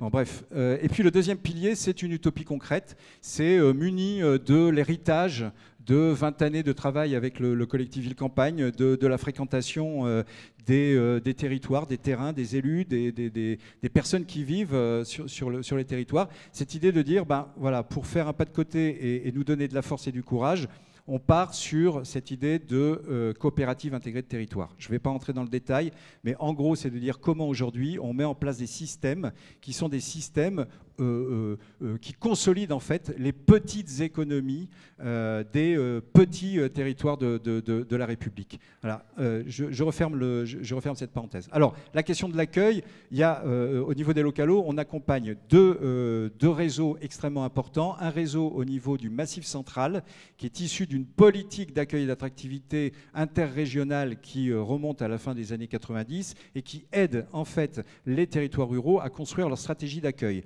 On répond en fait et on accompagne de manière collective des territoires qui sont lauréats de ces subventions et de ces politiques au niveau Massif central depuis 2009. Donc on a évidemment un peu théorisé et thésaurisé sur ces expériences. Et puis on accompagne également une forme très originale, spontanée, d'un réseau informel de territoires ruraux qui ont souhaité mettre les mains dans le cambouis et travailler avec des acteurs de l'urbain pour faciliter ces rencontres interterritoriales entre ville et campagne, faciliter l'arrivée de nouveaux porteurs de projets de la ville et évidemment réfléchir ensemble à la relocalisation de l'économie dans cet impératif catégorique qui est la transition. Voilà, alors il y a ici des représentants, parce que en fait l'ex-Limousin, je vous parle d'un temps que les moins de 20 ans ont quand même connu, mais oui, voilà, c'est quand il y avait des régions à taille humaine, tout ça. Voilà, c'était bien. Qu'est-ce aussi, qu'il faut c'était pour que ça chouette. marche? Qu'est-ce qu'il faut pour que ça marche, monsieur, voilà. s'il vous plaît, monsieur Très Pinault. bien, très bien. Qu'est-ce qu'il faut pour que ça marche? J'entends. Une politique d'accueil. Alors, On attend ça de vous. Il n'y a pas de fatalité, c'est-à-dire que partout en France, là où les élus, les citoyens ont voulu se bouger, ils peuvent devenir accueillants et attractifs. 2, effectivement, il y a des outils. Ces outils, en fait, si je peux les résumer ainsi, vous me dites si je suis trop techno, hein, mais 1, c'est la volonté politique. C'est ce qu'on pourrait appeler le projet. Projet communal, projet intercommunal, Tous projet les maires de territoire. ici nous l'ont dit là. Voilà. C'est un projet politique, donc c'est un projet qui doit être partagé par les électeurs, par les administrés. Parce que sinon, sur un malentendu, ça ne le fait pas. L'accueil, ça ne se décrète pas, ça s'organise, ça se travaille, ça se cultive même. Donc, muni de ça, en fait, on a 4 éléments. On a repéré au cours de ces 20 dernières années les belles histoires qu'on retrouve dans les best-of, évidemment Gilbert, évidemment Catherine, sur en fait des grands enseignements. Le premier, la première base, le socle, c'est en capacité, et on l'a entendu dans les 3 exemples, et notamment avec Vincent, la base, le socle, c'est la culture de l'accueil. Comment, en fait, la question de l'insertion, de l'intégration, moi je préfère dire insertion-intégration, c'est un peu violent. L'insertion, c'est un chemin qui se parcourt à 2. C'est une main tendue des anciens et une main tendue des nouveaux. Mais ça s'organise. Voilà, on l'a entendu. C'est des actions hyper concrètes, des outils hyper concrets. C'est le pot d'accueil des nouveaux arrivants. Les fêtes, le livret d'accueil. Exactement. Voilà, c'est des outils. Et l'air de rien, c'est essentiel. Voilà. On doit travailler cette question d'hospitalité, ce désir de ne plus avoir peur de l'autre et de la figure de l'étranger. Voilà, on voit jusqu'où ça peut mener. Hein. C'est le premier élément de base, la culture de l'accueil. Le deuxième, c'est qu'est-ce qu'on a à offrir ? Qu'est-ce que ma commune a à offrir? Qu'est-ce que mon territoire a à offrir aux gens qui vivent déjà sur le territoire? Comment je donne le goût, l'envie de rester sur ce territoire sans que les personnes se disent on ne s'épanouit pas, on ne se construit pas ici? Et comment, grâce à cette attractivité des populations présentes, on permet à des gens d'arriver. On parle de services là, culturels, associatifs. On parle de 3 éléments. Oui. Conditions d'activité, conditions de réceptivité, oui. Conditions d'aménité. Voilà. Et quand je dis ça, vous l'avez dit aussi, mesdames et messieurs les élus, on a un problème majeur sur les territoires ruraux, c'est qu'il n'y a pas de place. Voilà. On manque de logements, on manque d'investisseurs, d'où la nécessité d'avoir les bailleurs sociaux, Geneviève, évidemment. On manque de place. On a l'impression que la ruralité, c'est peu dense et qu'il y a de la place, il n'y en a pas de place. Voilà. Et donc, comment on la construit quand on n'a pas les financements? Pas de place pour se loger, on est bien d'accord. On n'a pas de place pour se loger, il y a des problèmes de foncier. On peut parler du foncier agricole, on peut parler du tsunami des départs en retraite et de la question de la transmission des terres agricoles et des exploitations agricoles. Il y on en peut a en des parler. centaines à vendre. Voilà, donc la réceptivité, c'est le foncier d'entreprise, c'est le foncier agricole, c'est la place, l'habitat, les logements. Ça, c'est le deuxième élément, c'est les offres. Voilà, l'offre du territoire. Ce n'est pas une offre marchande, ce n'est pas que marchand, c'est une offre, l'offre d'hospitalité, du bien vivre, du fait qu'on se sente bien quelque part et qu'on a envie d'y rester, qu'on a envie de l'habiter. Troisième élément fondamental, c'est la question de l'accompagnement. Voilà. Quand on organise tout le boulot que vous avez fait, mesdames et messieurs les élus, c'est quelque chose qui nécessite de l'investissement en temps, des énergies locales, de l'ingénierie, mais aussi de l'huile de coude. Donc comment, en fait, on devient humble et on se dit que tout seul, on ne peut pas y arriver. Et donc comment, en fait, on crée des dynamiques qui vont permettre, en fait, cet accompagnement de se parler, de construire des choses ensemble. C'est aussi, évidemment, la question de l'ingénierie. Et enfin, je le dis comme je le pense et comme je l'observe, on manque cruellement d'ingénierie au niveau des communes. Voilà. Et les ingénieries des intercommunalités, moi je veux bien que quelqu'un me dise que je raconte des bêtises, mais cette ingénierie-là, c'est une ingénierie déjà fléchée sur des dispositifs, des appels à projets, des appels à manifestation. Des financeurs. Voilà, et comment on fait? Voilà, et quand on est dans une commune, comment on fait? Comment on y accède? Donc ça, c'est un travail que l'on souhaite mener pour autonomiser et permettre à des citoyens, des conseils municipaux de se saisir de ces questions de développement local. Et le dernier élément, et on l'a mis ensemble, les territoires, etc., c'est la communication. Hein. C'est-à-dire que la communication, c'est Faire pas savoir. l'alpha et l'oméga de Faire l'attractivité. savoir, faire savoir. Voilà. Que je sache, il n'y a pas eu de campagne depuis 30 ans ou 40 ans de 1000 vaches dans le métro parisien. Pourquoi ça a fonctionné? Pourquoi le taux d'attractivité est meilleur qu'ailleurs? C'est la question des réseaux, des vrais réseaux sociaux, pas Internet, etc. Et la communication, c'est d'abord en interne, faire porter le projet d'accueil par les populations pour qu'ensuite on puisse évidemment le promouvoir à l'extérieur. C'est extrêmement essentiel, mais ce n'est pas l'alpha et l'oméga, et ça arrive après qu'on ait une offre. Très bien, Monsieur Pinault, vous me faites une parfaite transition avec ceux à qui je pensais donner la parole dans la salle. On a avec nous Pascal Coste, qui est le président du département de la Corrèze, conseil départemental, qui a déjà fréquenté l'établissement, mais à titre professionnel, vous m'expliquez tout à l'heure, Monsieur le Président, mais qui, lui, on a des moyens techniques et technologiques avec les nouveaux réseaux sociaux pour aller chercher des populations. Je pense à Aurore de laou.fr. Je voudrais que vous nous disiez, Monsieur le Président, pourquoi et comment vous y êtes fait, parce que vous êtes partie de ces territoires qui sont allés à la conquête volontariste de populations pour les faire venir, une organisation. Racontez-nous un peu comment vous avez procédé et avec quels résultats, Monsieur Coste. Et après, Aurore, Thibault, pardon. Oui, bonjour Thibault à toutes et à tous. Je voudrais saluer l'initiative de la région, les intervenants qui ont illustré parfaitement la dynamique nécessaire et la volonté politique qui est partagée forcément par les élus, mais aussi par tout le milieu associatif, par tous les corps intermédiaires, sinon ça ne peut pas fonctionner. C'est ce qu'avait oublié notre gouvernement jusqu'à aujourd'hui. On verra bien ce que ça suivra, mais bon, voilà.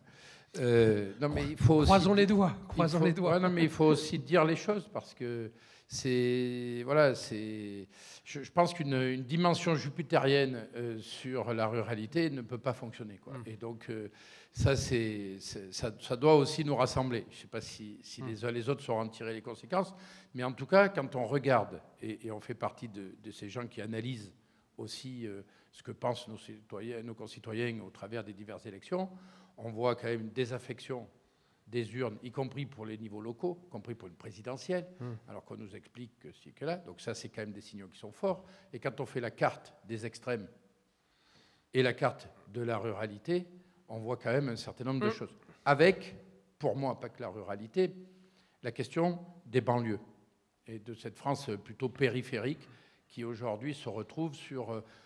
peut-être pas un sentiment d'abandon, sur quelque chose qui est fait où les élites ont pris le pouvoir sur la réalité du terrain. Et donc, voilà. Et moi, je voulais saluer et féliciter Geneviève Barra pour le travail qu'elle peut réaliser, parce que c'est quand même pas facile. On voit bien plus de 3 milliards de budget à la région Nouvelle-Aquitaine, 2 millions d'euros sur un cluster ruralité. Donc ça peut être aussi et considéré... une bonne partie des contrats de territoire oui, qui seront fléchés sur la ruralité, sur un mandat. Sans parler des politiques agricoles, Monsieur le Président. Ça fait sur 18 milliards, 7 millions. Oui. Donc non, mais voilà, non, mais c'est pas une critique. C'est simplement. C'est plus. Non, mais oui, c'est simplement dire attention à pas reproduire, y compris dans les territoires bien sûr, ça c'est ruraux, clair, ça c'est clair. Ce qui amène à ce sentiment, à la désespérance. À la désespérance, c'est un sentiment parfois aussi un peu d'abandon. Et vous le disiez, les appels à manifestation d'intérêt sont quelque chose d'une grande stupidité. C'est facile pour encadrer un budget, mais ce n'est pas un outil de développement et d'aménagement, parce qu'il permet le fait du prince, de choisir quelques projets, on le voit bien d'ailleurs, c'est très orienté le petit bouquin là, voilà. Je pense que les initiatives de la ruralité qu'on a là, avec des exemples réussis d'accueil et autres, ils ne sont pas là-dedans. Bon, faire une ferme d'agroécologie, c'est bien, mais bon, voilà, ça mérite peut-être pas l'alpha et l'oméga du tout. C'est bien, mais il y en a plein qui existent. Et je pense que c'est aussi important de mettre en avant les pionniers et ceux qui existent. Donc tout ça pour dire que notre ruralité, moi je voudrais juste la reposer à sa juste valeur. Lorsque on nous interdit le gasoil pour rouler dans notre ruralité, il faut regarder d'où vient la décision. Elle vient d'une élite qui vit dans des métropoles, dans des villes, qui ont des problèmes de particules. Ne se pose pas la question du réchauffement climatique. Se pose la question, j'ai les particules, donc je supprime le gasoil et je fais rouler ceux qui roulent beaucoup et qui ont besoin de la voiture, quoi qu'il arrive, à l'essence, qui, elle, a des incidences sur les gaz à effet de serre terrible. C'est-à-dire que, voilà, c'est-à-dire que cette pression aujourd'hui de la technostructure, de la vie parisienne. J'ai la chance d'avoir quelqu'un qui a côtoyé le pouvoir comme Claude Chirac, dans d'autres, qui aujourd'hui a sa maman qui est soignée ici, sur le territoire. Eh bien, elle s'est aperçue que pour avoir de l'oxygène, ça se prévoyait, quoi. C'est pas je claque du doigt, je suis à Paris, j'en ai besoin, j'appelle. Ah ouais. Que le médecin, ah ben oui, il n'arrivait pas de suite parce que effectivement, on n'en avait pas pour tout le monde. Et ainsi de suite. Donc, c'est ça aussi, cette réalité-là. Donc, ça veut dire qu'il faudrait un grand vie ma vie.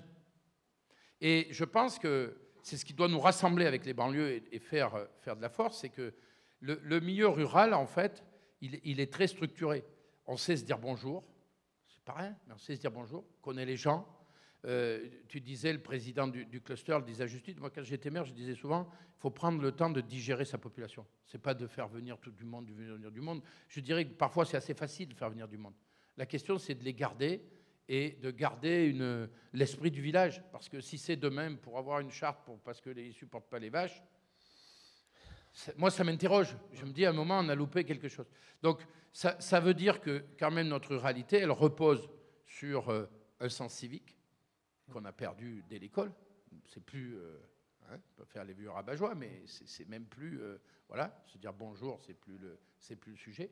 Des lieux de vie qui n'existent plus dans un certain nombre de villes. Quand on parle du foyer rural, le foyer rural, ça a du sens. Moi, j'ai gardé dans ma commune le foyer rural, parce que le foyer rural, c'est pas la salle des fêtes.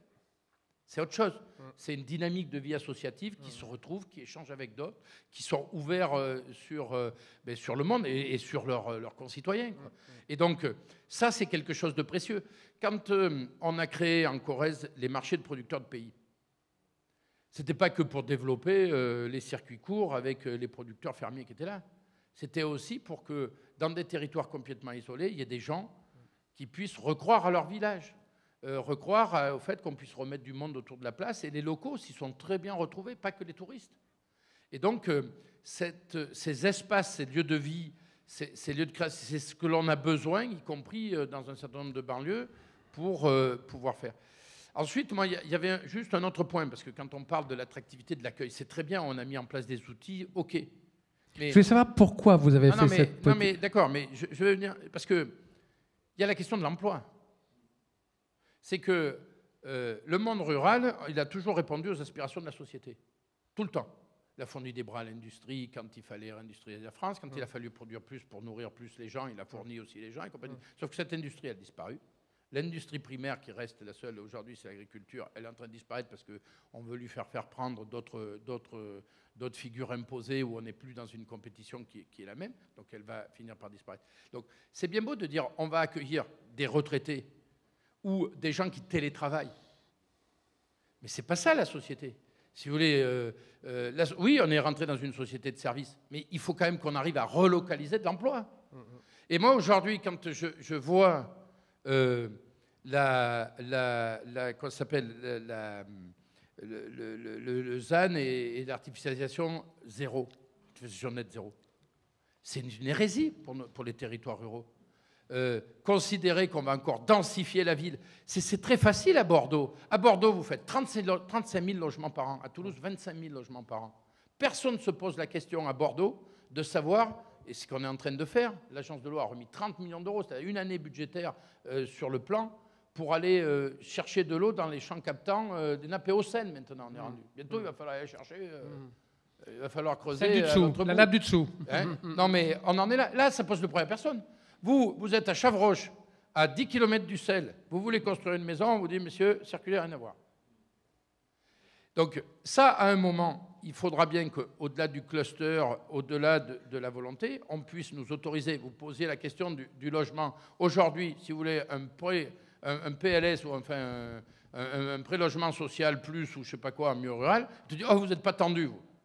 Ben oui, mais s'il faut pas tendu de quoi et d'où, sur quels critères, sur quelle base. Pourquoi vous voulez alors encore entasser des gens dans des secteurs, dans des villes et compagnie.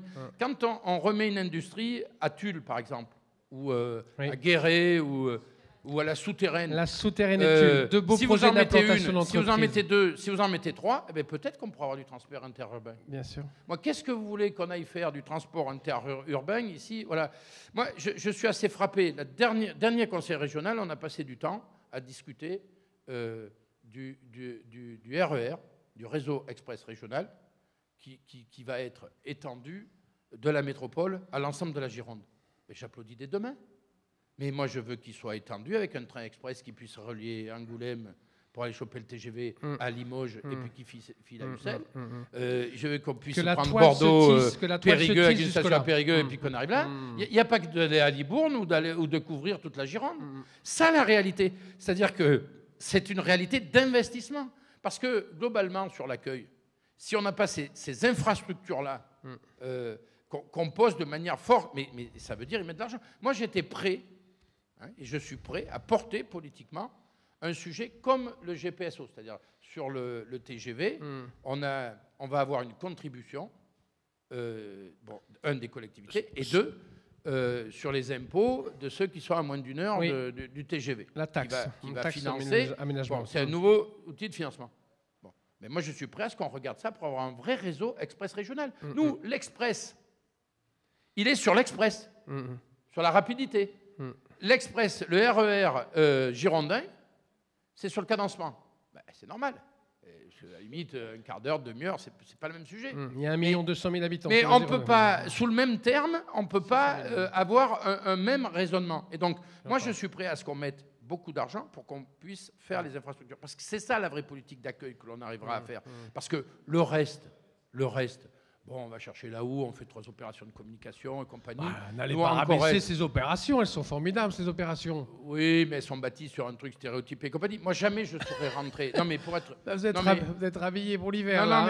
Non, mais moi, je le dis avec la plus grande force. Jamais j'aurais fait une opération, la même que la Haute-Vienne, où je serais reparti avec la housse si on n'avait pas créé la conciergerie. Et elle le sait. C'est-à-dire que nous, on a posé un sujet. Expliquez-nous comment ça marche, c'est ça que je voulais entendre de vous. Soit on fait de la com, on se fait plaisir, on fait capital, on fait et on fait le boulot pour les agences de com, qui se reproduisent ailleurs. Ok. Mais moi, je ne suis pas le VRP de l'agence de com. L'agence de com, elle est là pour nous servir, nous, pas pour se servir elle. Faut pas se tromper faut pas se tromper. C'est pareil sur le tourisme. Alors cette conciergerie, comment elle marche? Non, mais il faut remettre les choses à leur place. Oui. Et donc, oui, tu te sers pour pouvoir avoir de l'accueil. Et dans la différenciation, nous, ce que l'on voulait apporter, et ça a été le choix depuis le début, c'est d'apporter une conciergerie, c'est-à-dire de la capacité à répondre à des gens qui veulent s'installer de toutes leurs questions. C'est-à-dire, c'est bien beau d'aller les chercher, d'aller les amener et compagnie, mais entre celui qui va être repéré par la même agence de com pour aller en Corrèze ou en Haute-Vienne, si en Corrèze ou sur notre territoire, tu as quelqu'un qui te prend en charge avec des corps intermédiaires, on a même les syndicats qui sont là dans le truc, qui te disent, eh bien voilà, on peut avoir un logement à tel endroit, on peut vous aider sur la mutation, vous mettez l'État, mettez tout le monde autour. Et donc cette conciergerie vous permet justement d'apporter un service complémentaire, y compris de se développer aujourd'hui auprès des entreprises qui recrutent elles-mêmes, en termes d'attractivité. Ça, c'est un plus. Donc c'est ce que disait monsieur à juste titre dans ses ingrédients, c'est l'outil. Et c'est qu'un outil qu'on fait. C'est pour ça que moi, je suis toujours un peu sévère avec toutes les agences de com, le machin et le truc. Et parce que des coups d'épée dans l'eau... vous voyez, par exemple, là, on fait un truc super, nous, ce week-end. Ça s'appelle les meules bleues. Bon. Mais je vous en parle là parce que vous m'amenez sur le sujet et compagnie, mais ça, c'est des trucs, je ne communiquerai pas là-dessus. Parce que pour moi, ça, c'est des gadgets. Mais là, tu as le Parisien qui débarque, tu as TF1 qui va être derrière, la 5, tous, ils vont être là. Tu sais pourquoi ? Parce qu'on va récupérer quelques internes, les foutre sur une meule bleue. Vous savez, la motobécane avec le machin. Donc, les mecs, dans leur inconscient, ils sont revenus au XVe siècle, comme si on allait les faire vivre au XVe siècle chez nous. Parce que les mecs, ils veulent quand même la fibre. Moi, ils me font rire, tous ces mecs qui veulent vivre au XVe siècle, mais qui sont avec le dernier iPhone. Et si tu veux, qui sont là, oh, il est où le réseau, là ? Oui, d'accord. Bon, mais tu vis au XVe siècle ou tu veux vivre au XXIe ? Donc, si tu vis au 21e, on ne va pas laver, nous, le linge au lavoir. Président, vous allez décliner l'interview TF1 ? Comment ? Vous allez décliner l'interview TF1 ? Pas sûr. Oui, ça vous irez quand même. Mais voilà. Non, mais il va quand même y aller, c'est bon. Non, mais tout ça pour dire, c'est que les internes en médecine, ils vont arriver, ils vont faire leur truc, ils vont faire le parcours. Ça plaît. Bon, mais Je dirais qu'il faut faire attention de ne pas gadgetiser la ruralité. C'est-à-dire que moi, je vous parle d'investissement, de besoin de retour de l'emploi, de reposer des choses et des vraies valeurs, une vie associative, une vie industrielle. Attention à pas trop boboiser et à pas trop gadgetiser notre ruralité. C'est juste ça, moi, le message que Donc c'est pour ça que nous, on est très modestes pour en avoir beaucoup parlé avec lui. Faire. Vous savez, pour en avoir beaucoup parlé avec lui, que c'est pas la vision du président Alain Rousset. Je sais que vous êtes relativement en face sur ces sujets. Non, mais ça, on est complètement en face. Et d'ailleurs, nous, département, on est prêt à travailler là-dessus de manière forte, notamment sur parler de la question d'ingénierie. Aujourd'hui, l'ingénierie, elle n'est plus dans l'État qui a abandonné complètement l'ensemble de ses missions. Au contraire, ils sont revenus là, avec l'ANCT nous financer des chargés d'études partout. Ça sert strictement à rien. Non, mais il ne faut pas se raconter d'histoire. Ils sont très en Creuse. Ils sont très en Creuse. Ils sont en Corrèze. En Creuse, ils sont 13. Et dans les départements, payés par la Caisse des on a dépôts. une ingénierie qui est de proximité avec les communes et sur lequel on arrive à faire un certain nombre de choses, sur lequel même on a beaucoup plus besoin aussi d'ingénierie sociale, pour pouvoir travailler avec aussi toute la vie associative beaucoup plus fort. Très bien, merci. Je voudrais que Aurore Thibault, là, qui est la fondatrice de lao.fr, qui a travaillé sur cette opération d'attractivité corrèze, professionnelle, pas un coup de com', on sait bien. Je voudrais que vous me disiez ce que apportent les nouvelles techniques de communication aujourd'hui dans le travail d'une nouvelle attractivité rurale, la vraie, l'authentique, celle qui nous réunit ici. Pas celle qui est faite de com. On a bien compris. C'est ça. Merci Jean-Bernard. Merci Monsieur Coste. Effectivement, je vous encourage tous à ne pas faire confiance aux agences de communication. C'est pour ça que nous n'avons pas créé une agence de communication. Là-où n'est pas une agence de communication, mais une agence d'attractivité c'est très différent le travail qu'on mène tous les jours d'une agence de com. Nous, notre objectif, c'est de relever le défi démographique des territoires ruraux avec les territoires ruraux. Effectivement, le travail qu'on a fait en Corrèze et qu'on fait chaque jour pour d'autres départements et d'autres communautés. La Meuse, le Puy-de-Dôme, je crois que vous avez d'autres... La Meuse, les Côtes-d'Armor, la Haute-Marne, des communautés de communes en Bourgogne-Franche-Comté, la Creuse. Bientôt en Nouvelle-Aquitaine. Voilà, la Creuse, directement. Voilà, on a déjà travaillé en Corrèze, évidemment. Et du coup, notre objectif, c'est de relever le défi démographique des territoires ruraux, mais avec eux. Effectivement, c'est un travail complémentaire, on n'y arrive pas seul. Nous, on est persuadés que c'est grâce à une dynamique démographique qu'on aura de meilleurs services publics. D'ailleurs, Jean-Bernard, à la réponse de Pascal Coste sur les RER, vous avez dit on est quand même 1 200 000 en Gironde. Et c'est vrai que la dynamique démographique en Gironde, elle est énorme. Et face à cette dynamique démographique, qu'est-ce qu'on fait? On rajoute des logements. On rajoute des services publics. Je remarque sur votre petit cahier... C'est de moins en moins possible, je voulais vous le signaler, c'est de moins en moins possible. Et on parle de Tonneins et de Jonzac maintenant, donc je ne sais pas si on va arriver à Tulle dans les semaines qui viennent, mais déjà le réseau s'élargit aujourd'hui. J'espère qu'on y arrivera. En tout cas, c'est la preuve de quoi? Il y a une personne sur deux qui vit en ruralité, en Nouvelle-Aquitaine. Je ne suis pas sûre, Madame Barra, mais peut-être vous pourrez nous éclairer sur le sujet, qu'il y ait 1 euro sur 2 qui reviennent aux territoires ruraux. En tout cas, ce qui est sûr, c'est que nous, on est persuadés que c'est grâce à cette dynamique démographique que les euros vont revenir vers les territoires ruraux. Donc, qu'est-ce qu'on fait? On essaye à notre humble façon, niveau, je dirais, de participer. Vous êtes technique quand même. Racontez-nous quand même, parce que ça, c'est quand même. Ils sont doués chez là-haut quand même. Vous n'êtes pas les seuls à le faire sans doute, mais racontez-nous quand même. Ça, c'est très intéressant. Exactement. Donc, nous, on essaye, enfin, on aide, on n'essaye pas, on le fait maintenant. Donc, notre job, c'est de mettre en relation ces personnes qui souhaitent quitter la région parisienne avec des territoires qui veulent les accueillir. Donc concrètement, d'augmenter le nombre de personnes qui veulent s'installer en territoire rural. Et non, ce n'est pas grâce à une campagne de com dans le métro. Si vous croisez une personne en France qui vous dit qu'elle a déménagé grâce à une campagne de com dans le métro, je vous encourage à me l'envoyer parce que ce sera la seule. Je n'ai jamais vu quelqu'un qui déménage parce qu'il a vu une affiche. Ça n'existe pas. Le processus Comment vous allez la chercher, cette personne? Exactement. Le processus de mobilité géographique est beaucoup plus complexe. Donc, on va chercher des gens en se servant d'Internet, des réseaux sociaux. Malheureusement, je vous dirais malheureusement, on dépense beaucoup d'argent sur Facebook. Voilà, désolé. Mais c'est là où les gens sont. Et c'est là où les gens s'inspirent. C'est là où les gens cherchent des informations, à la fois même sur l'immobilier, sur le cadre de vie, sur la qualité de vie. Donc on se base beaucoup sur les réseaux sociaux. Je ne vais pas vous dire tout le détail de notre technique, mais voilà comment on attire des gens sur notre site Internet. Il y a une page par territoire sur notre site Internet. Les gens s'inscrivent. Attention. Nous, avec la Corrèze, en 2021, on a eu jusqu'à 1000-1300 inscrits. Il n'y a pas 1300 familles qui sont venues s'installer. Je parle sous la gouverne de M. Coste, mais je crois qu'on est plutôt aux alentours d'une centaine à date. Donc, sur à peu près un an, un peu plus d'1 an. Donc concrètement, cette centaine de familles, ce n'est pas les 1000 qu'on a eu au début. C'est-à-dire qu'il faut filtrer. Il y a des bons projets, il y a des mauvais projets. Il y a des gens, du reste, qui ne sont pas faits pour vivre à la campagne. Et l'avantage de la Houe, on est au pôle de l'Anneau aujourd'hui, nous, on est tous des ruraux, hein, on vit tous entre Clermont-Ferrand et Limoges, grosso modo, on sait ce que c'est la ruralité.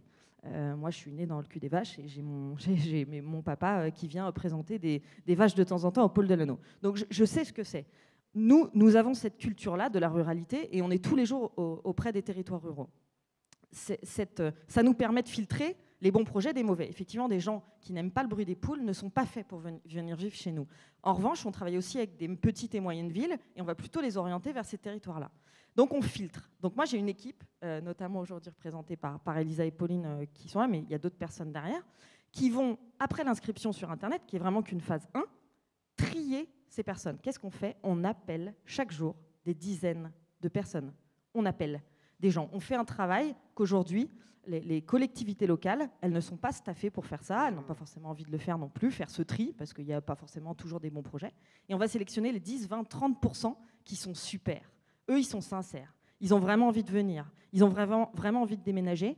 Mais pour concrétiser ce pas, pour vraiment y aller et déménager, il leur faut un lien. Le premier lien, c'est la Houe. Le deuxième lien, c'est le territoire. À l'occasion de la campagne qu'on a lancée avec le président Pascal Coste, il a lancé une conciergerie au sein de son département. Donc concrètement, une conciergerie, c'est quoi? Elle s'appelle Charlotte. Elle est payée par le conseil départemental pour prendre au téléphone les meilleurs projets qu'on lui envoie. C'est pas un algorithme. C'est pas un algorithme, mais nous non plus. Hein. C'est-à-dire que les gens, quand ils voient des publicités sur Internet, c'est assez concret. Ils s'inscrivent. Nous, on les appelle. C'est très concret. Quand je vous dis, quand quelqu'un veut se mettre c'est très important de savoir ça. Quand quelqu'un veut déménager à Bordeaux, c'est facile. Déménager à Bordeaux, c'est moutonnier. D'ailleurs, l'attractivité des territoires, c'est moutonnier. Si on ne met pas de l'argent, de l'investissement, de la volonté politique, comme il y a eu en Corrèze dessus, les gens vont continuer à aller massivement à Bordeaux.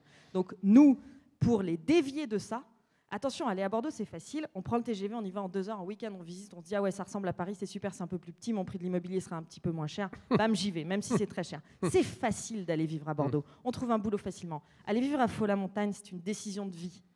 On ne prend pas une décision de vie, comme on va à Bordeaux, ce n'est pas une décision de vie. Puis ou Toulouse ou donc, Clermont-Ferrand. une décision de vie, ça se fait accompagné par des vrais humains. Et donc, chaque jour, nous faisons ce premier rôle. Et le deuxième rôle, ce sont les territoires avec lesquels on travaille qui le mènent. Et donc, nous participons. Maintenant, on a même un guide de l'accompagnement qu'on transmet aux territoires avec lesquels on travaille.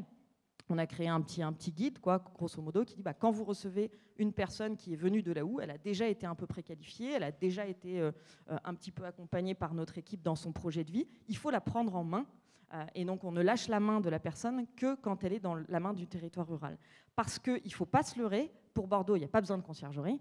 Pour nous, il y en a besoin. Pour nous, il y a besoin de ces personnes qui vivent en local, qui connaissent nos territoires, qui sont capables de mettre en relation ces personnes avec un employeur local. Je me souviens au début, quand on a démarré l'action avec Pascal Coste, il y avait quelqu'un qui cherchait un prêt à la banque.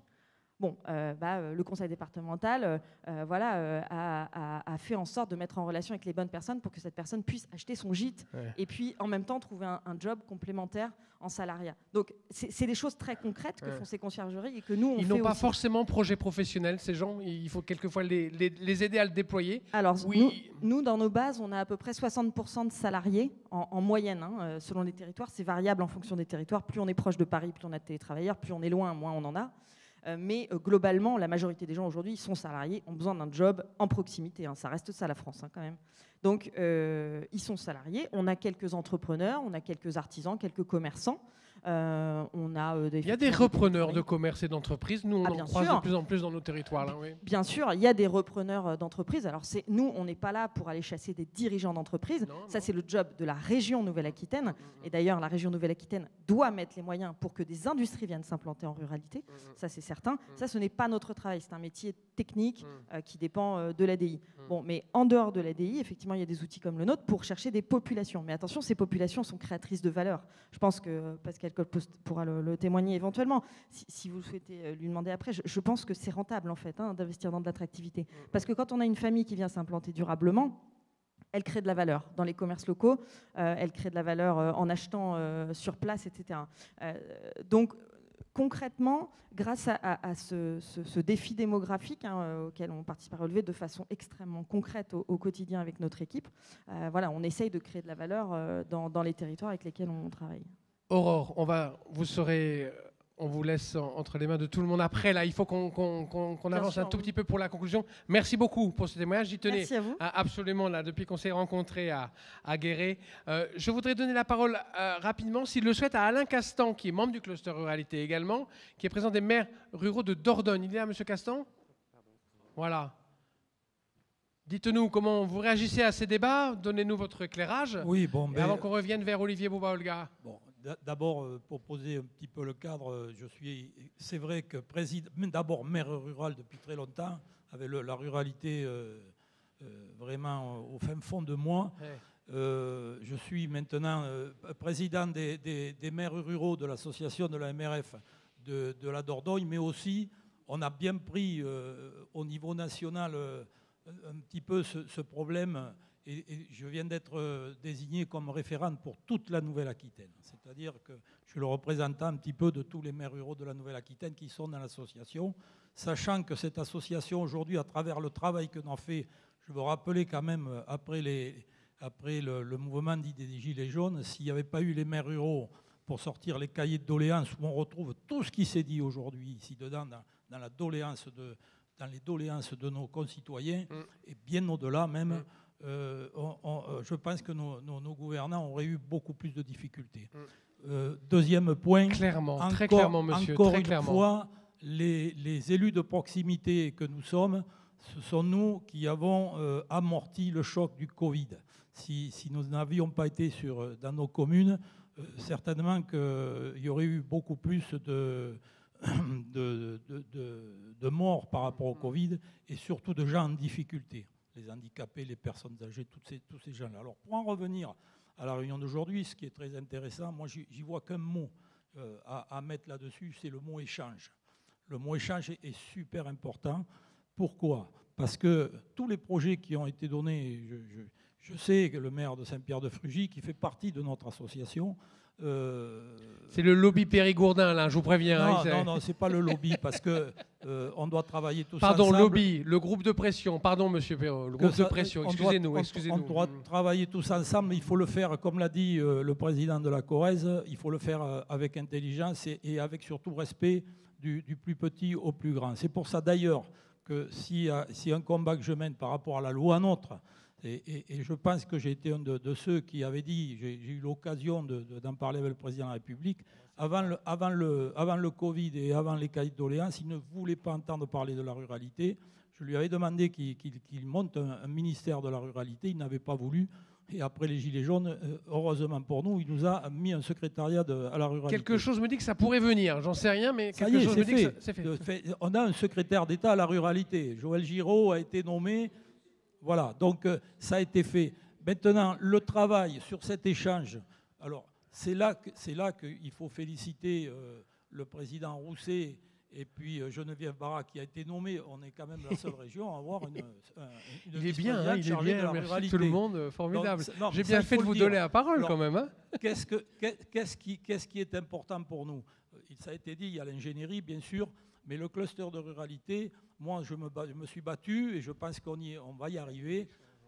La commune et les maires, mes collègues maires ne diront pas le contraire. Ce qui est important, c'est d'être aidé. Pourquoi ? Parce qu'on nous a appris, moi j'ai l'habitude de caricaturer par rapport à ça, la commune rurale, c'est une famille. Et notre famille, on nous a enlevé pratiquement 30 à 40% de nos revenus. Donc avec ça, il faut faire avec ça. Donc quelque chose qui est important aujourd'hui, c'est de mutualiser les besoins. Et surtout de mutualiser les fonds qui peuvent arriver aux communes. Une commune aujourd'hui qui a un projet, s'il n'y a pas les fonds derrière, elle ne pourra pas le faire. Donc, ce qui est important dans ce cluster de ruralité, c'est qu'on va arriver, qu'aujourd'hui, on va pouvoir le mutualiser avec les aides de l'État, la DETR, la dotation d'équipement des territoires ruraux. On va pouvoir le cumuler avec le département qui, eux, ont des aides auprès des communes et à travers aussi les 7 millions d'euros que vient d'annoncer Geneviève. C'était l'enveloppe précédente, mais voilà, continuez. Mais au moins le projet aboutira, parce que c'est ça qui est important. Et deuxième chose que je veux dire, parce qu'on est là aussi pour parler des gens qui veulent venir à la campagne. on en a parlé tout à l'heure, mais il y a un sondage qui vient de sortir quand même, 2 sondages que nous avions déjà. Il y a des paradoxes. C'est-à-dire qu'aujourd'hui, on nous impose des schémas de cohérence territoriale. Ça a été dit par le président de la Corrèze. Aujourd'hui, on ne veut plus de construction sur la ruralité. Le paradoxe, c'est que le sondage dit que 83% de nos jeunes veulent vivre à la campagne. Ça, c'est un véritable paradoxe. Le deuxième paradoxe aujourd'hui qu'il y a par rapport à cette ruralité, c'est que ces gens-là qui veulent venir, le deuxième sondage qu'ils viennent de faire, à l'heure actuelle, par rapport au Covid, 60% des gens qui ont voulu se réorganiser, c'est-à-dire changer de métier, le regrettent déjà. Donc ça veut dire quoi ça? Ça veut dire que, moi je le vois par rapport à mon cas personnel. Je viens d'accueillir 2 personnes dans ce cas-là, mais je les ai accompagnées du début à la fin et je leur ai dit surtout que leur projet, il fallait qu'il soit bien réfléchi, bien posé. Et ça marche. Ça marche pourquoi? Parce que le maire rural aujourd'hui, il n'est pas comme dans les villes-centres. Il n'a pas de service pour s'occuper de ça. Nous, les maires ruraux, ce sont une formation permanente. Moi, je suis fort en voirie, je suis fort en social, je suis fort en budget, je suis fort partout parce que j'ai appris, j'ai eu une formation. Et je suis capable de parler à quelqu'un qui veut venir dans mon village, je suis capable de lui parler de tout. Voilà un petit peu ce que je voulais Très dire. bien. C'est important, mais bravo, parce qu'on a besoin de ce cluster de ruralité pour de l'ingénierie. Et on ne fait que démarrer, là, je vous jure qu'on va aller partout. Mais bien sûr. Voilà, et on va gagner les crédits. Il faut se battre pour ça. Amélie Dag, vous vous préparez, c'est pas tout de suite, n'oublierez pas les 20 secondes que vous aurez pour parler de votre podcast Laisse Béton, mais je voulais donner la parole à Olivier Boualga, un mot de conclusion, et enfin c'est Geneviève qui conclura notre débat. Vas-y Olivier, 3 minutes si tu peux. 3 minutes, ouais, pas de problème. Ouais. Juste 2-3 points par rapport à des idées qui ont été évoquées pour dire quand même que le milieu rural, alors bon, il y a la question sans fin, je ne reviendrai pas dessus, c'est quoi le rural, quand est-ce que, voilà, bon. Globalement, on estime aujourd'hui, si on s'appuie sur les dernières définitions INSEE, il y a 30% de la population qui vit dans des communes dites rurales, au sens de la définition, et il y a 50% des établissements industriels qui sont localisés dans des communes dites rurales. Donc par rapport à certains points, dans le rural, alors de l'emploi, il n'y a pas 30% des emplois, je crois que c'est 20, ça dépend comment on compte, c'est du privé plus public, 25. Donc il y a de l'emploi, il y a de l'activité économique aussi, donc il faut bien garder ça en tête. 50% des établissements industriels, c'est fondamental. Donc l'industrie, c'est pas un fait urbain, c'est parce que l'industrie a besoin de foncier, etc. Bon, donc peut-être première petite idée. Deuxième petite idée, le monde rural après est très divers. Il y a une diversité de mondes ruraux. Il y en a qui vont plus ou moins bien, qui ont des problématiques qui peuvent être différenciées, qui sont plus ou moins loin des... Donc il faut aussi avoir conscience de cette diversité du monde rural, comme on a une diversité forte du monde urbain. Et donc attention à ne pas en avoir une image un peu fantasmée ou comme le rural, c'est partout. Bon, voilà. Troisième idée, alors là, ça va peut-être pas plaire à tout le monde, mais ça me semble fondamental.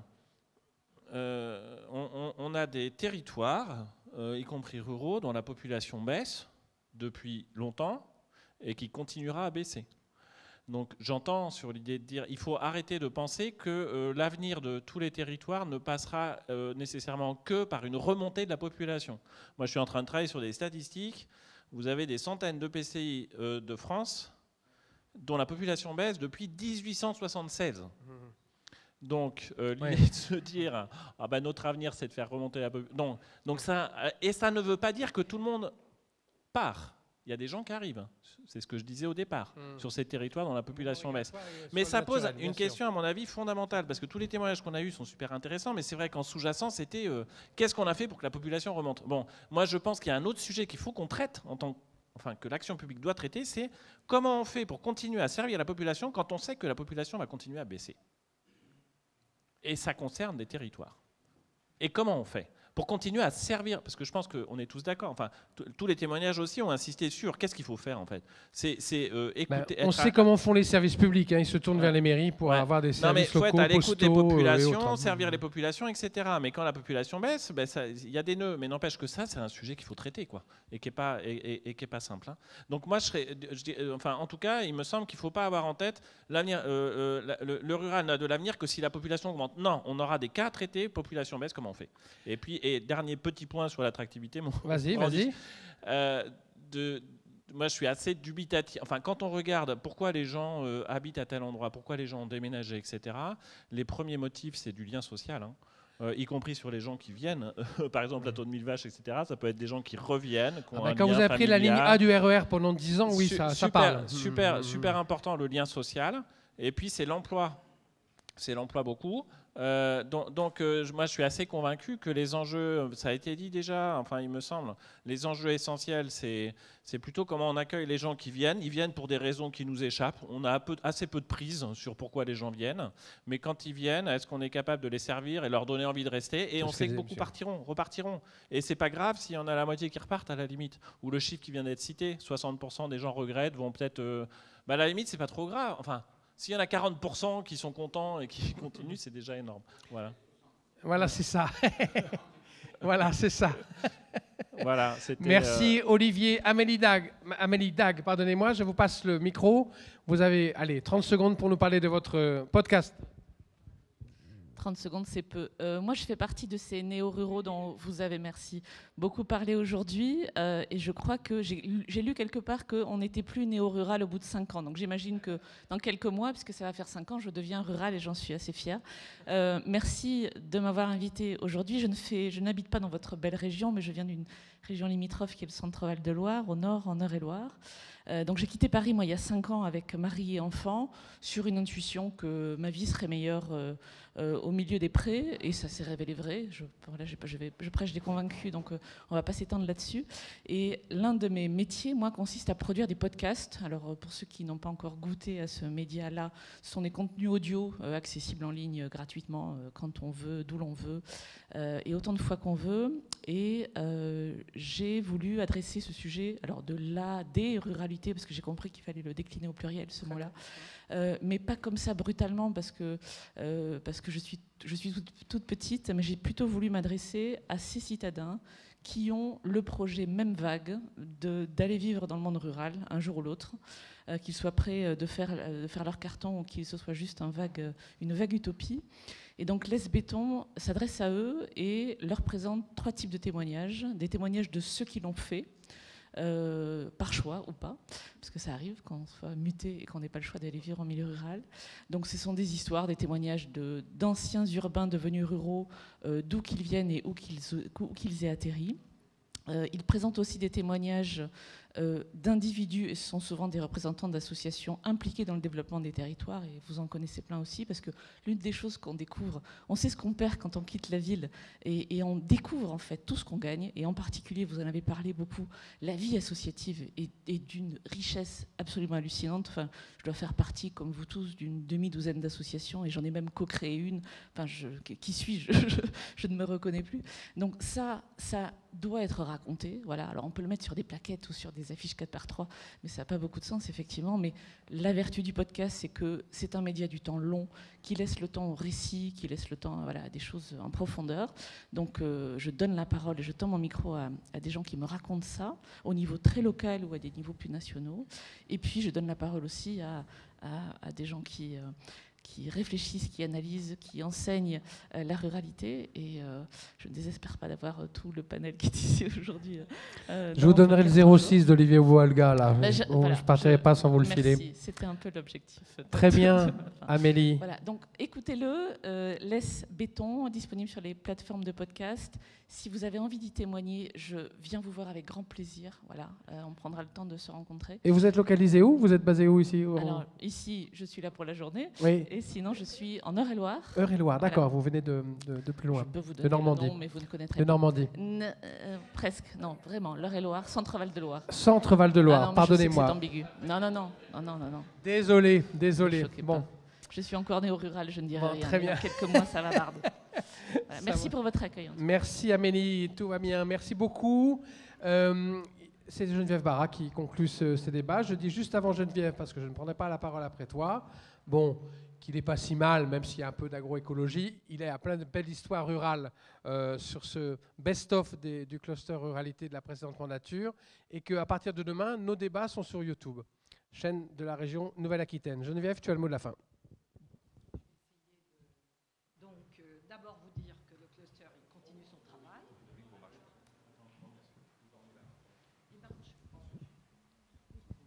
d'abord vous dire, on ne s'arrête pas là. Le cluster continue. Le 5 juillet, à la Souterraine, rendez-vous pour un forum, mais ouvert à tout le monde.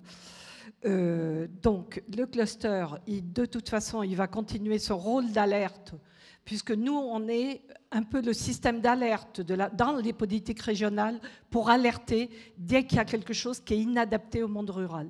Le monde rural a besoin du sur-mesure, il faut le savoir. C'est de la dentelle, on fait du sur-mesure. Après, une conclusion de tout ce que j'ai entendu. Le logement, le foncier, je suis entièrement d'accord. Avec les PLUI, ça commence à être très angoissant. Moi, je suis arrivée maire, on venait juste de voter le PLUI. On m'avait gardé, je n'ai plus de terrain constructible dans les villages.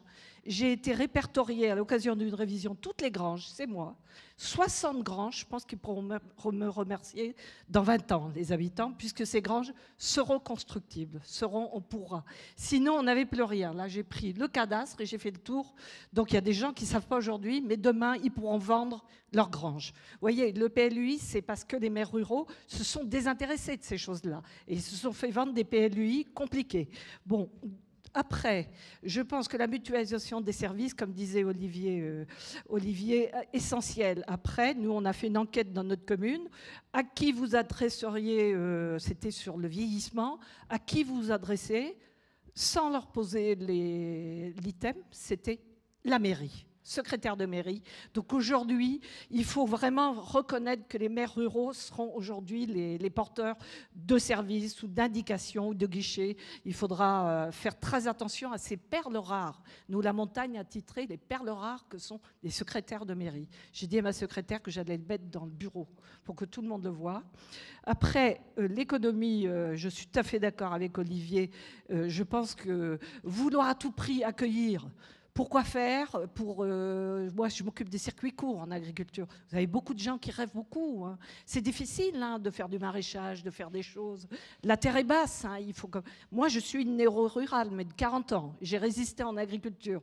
Mais j'avais plein d'illusions en venant. J'ai découvert beaucoup de choses. Voilà. Et voilà, je pense qu'il ne faut pas oublier que le développement économique sera le principal facteur pour faire revenir des gens. L'économie de production, pas que de services. Je suis tout à fait d'accord avec Pascal, parce que c'est l'économie de production qui crée les premières richesses. Et on sait aujourd'hui où on en est. Il suffit qu'on taxe un peu tous ces conteneurs et qu'on fasse le vrai coût du développement. Peut-être que ça va nous donner l'idée de revenir. D'ailleurs, Riolan à la Souterraine est un exemple. C'est quelqu'un qui n'a pas choisi la délocalisation et qui est venu en proximité de ces 8 usines qu'il a en région centre pour créer, sur l'histoire de Monsieur de Fursac, qui avait été un drame à la Souterraine avec 450 emplois perdus. Donc, mais avant tout, moi je crois qu'à attirer l'extérieur, il faut surtout réfléchir à ce qu'on a en nous. Et le développement endogène, pour moi, est le premier facteur de développement économique. Nous avons aujourd'hui des gens qui travaillent un peu partout sans se causer. On a des artistes, on a plein de choses. Et il faut fabriquer du réseau, il faut fabriquer de l'échange. Voilà, je continuerai, je crois que c'est ça l'avenir des territoires ruraux. Très bien, merci beaucoup Geneviève. On peut vous applaudir. On remercie Vincent Dedieu, Gilbert Chabot, Catherine Moulin, Jean-Yves Pinault et Olivier Bouba-Olga de vous avoir accompagnés pour cette première rencontre de la ruralité, qui était d'excellent niveau. Et je dois vous dire, tu l'as évoqué, mais j'ai la date, le Forum européen des ruralités, organisé par la région Nouvelle-Aquitaine, aura lieu le 5 juillet à la Souterraine. Vous êtes tous le bienvenu ou la bienvenue. À très bientôt.